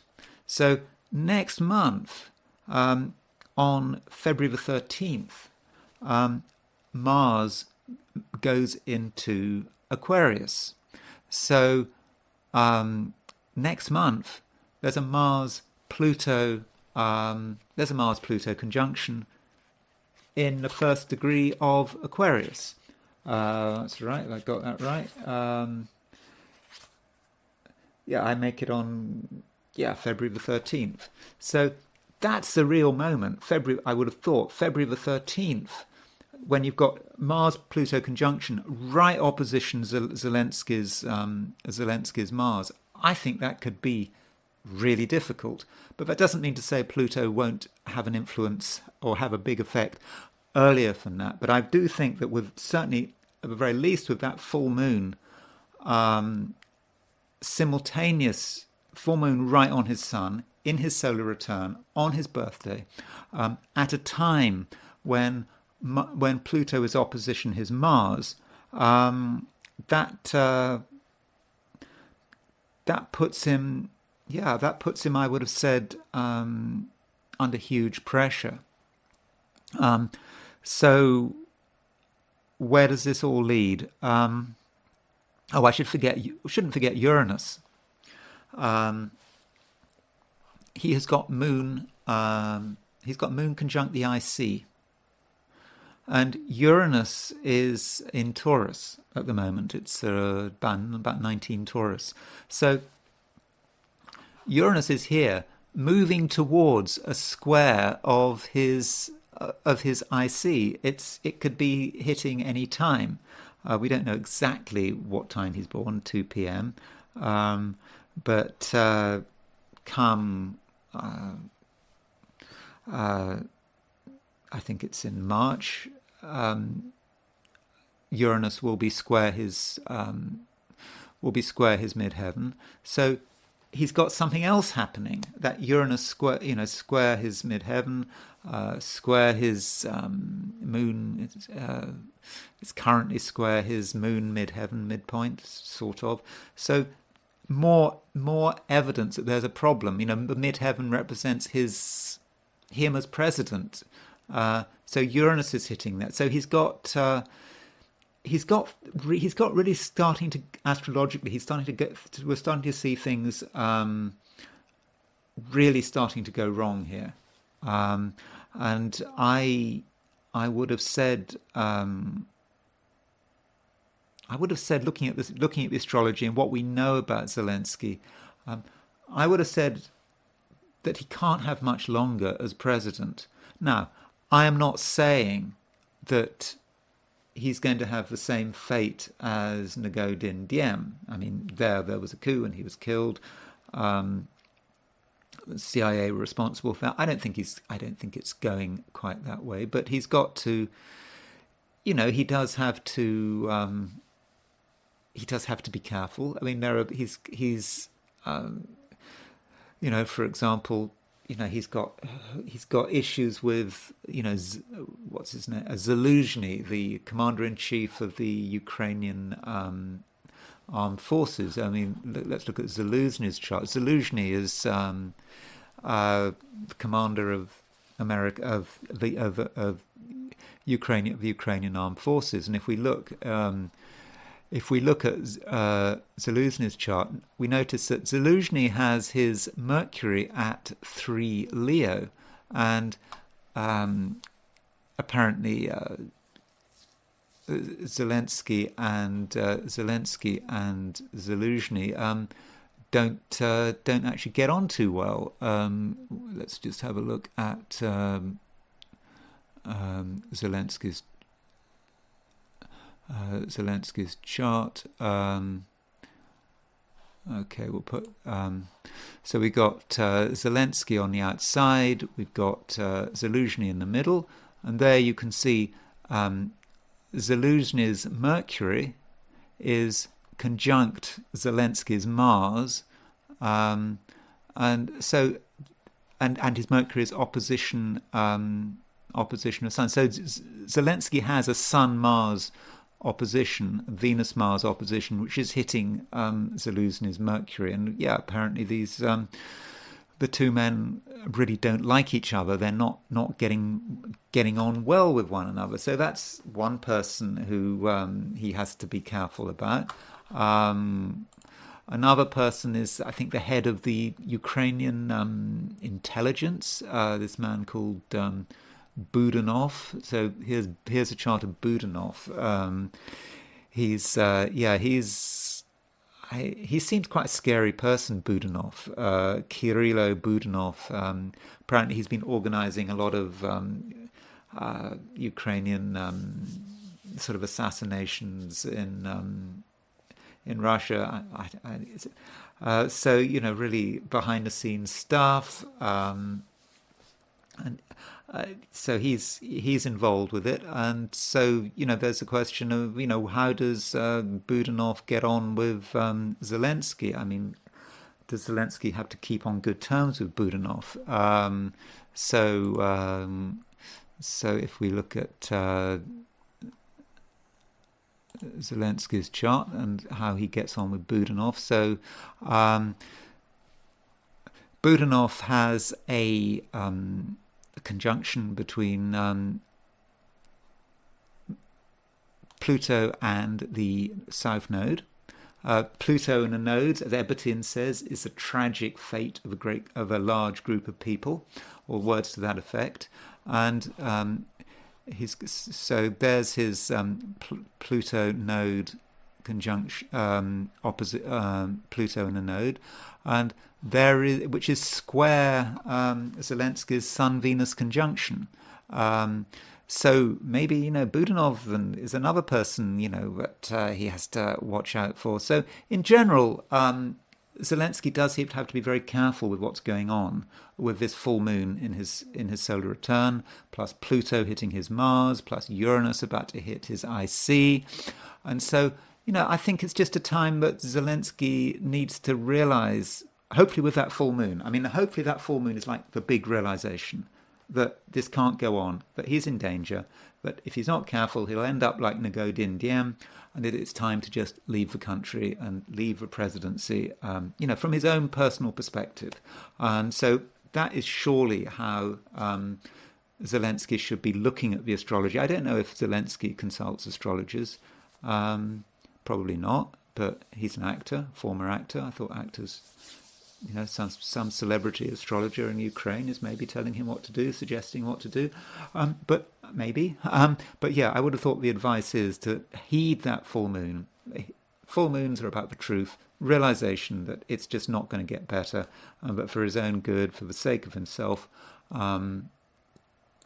and his family, they should just leave. I mean, it's obvious. I think the astrology is really showing that. And so that's my birthday suggestion to Volodymyr Zelensky, that he should leave the country and look after himself and live a long and prosperous life. Okay, that's it for Volodymyr Zelensky.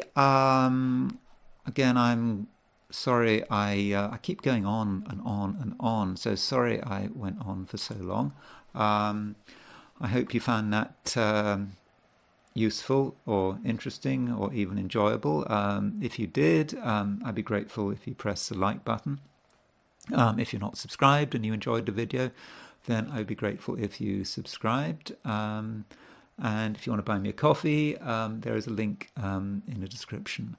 Thanks very much for listening, and I will talk to you again tomorrow.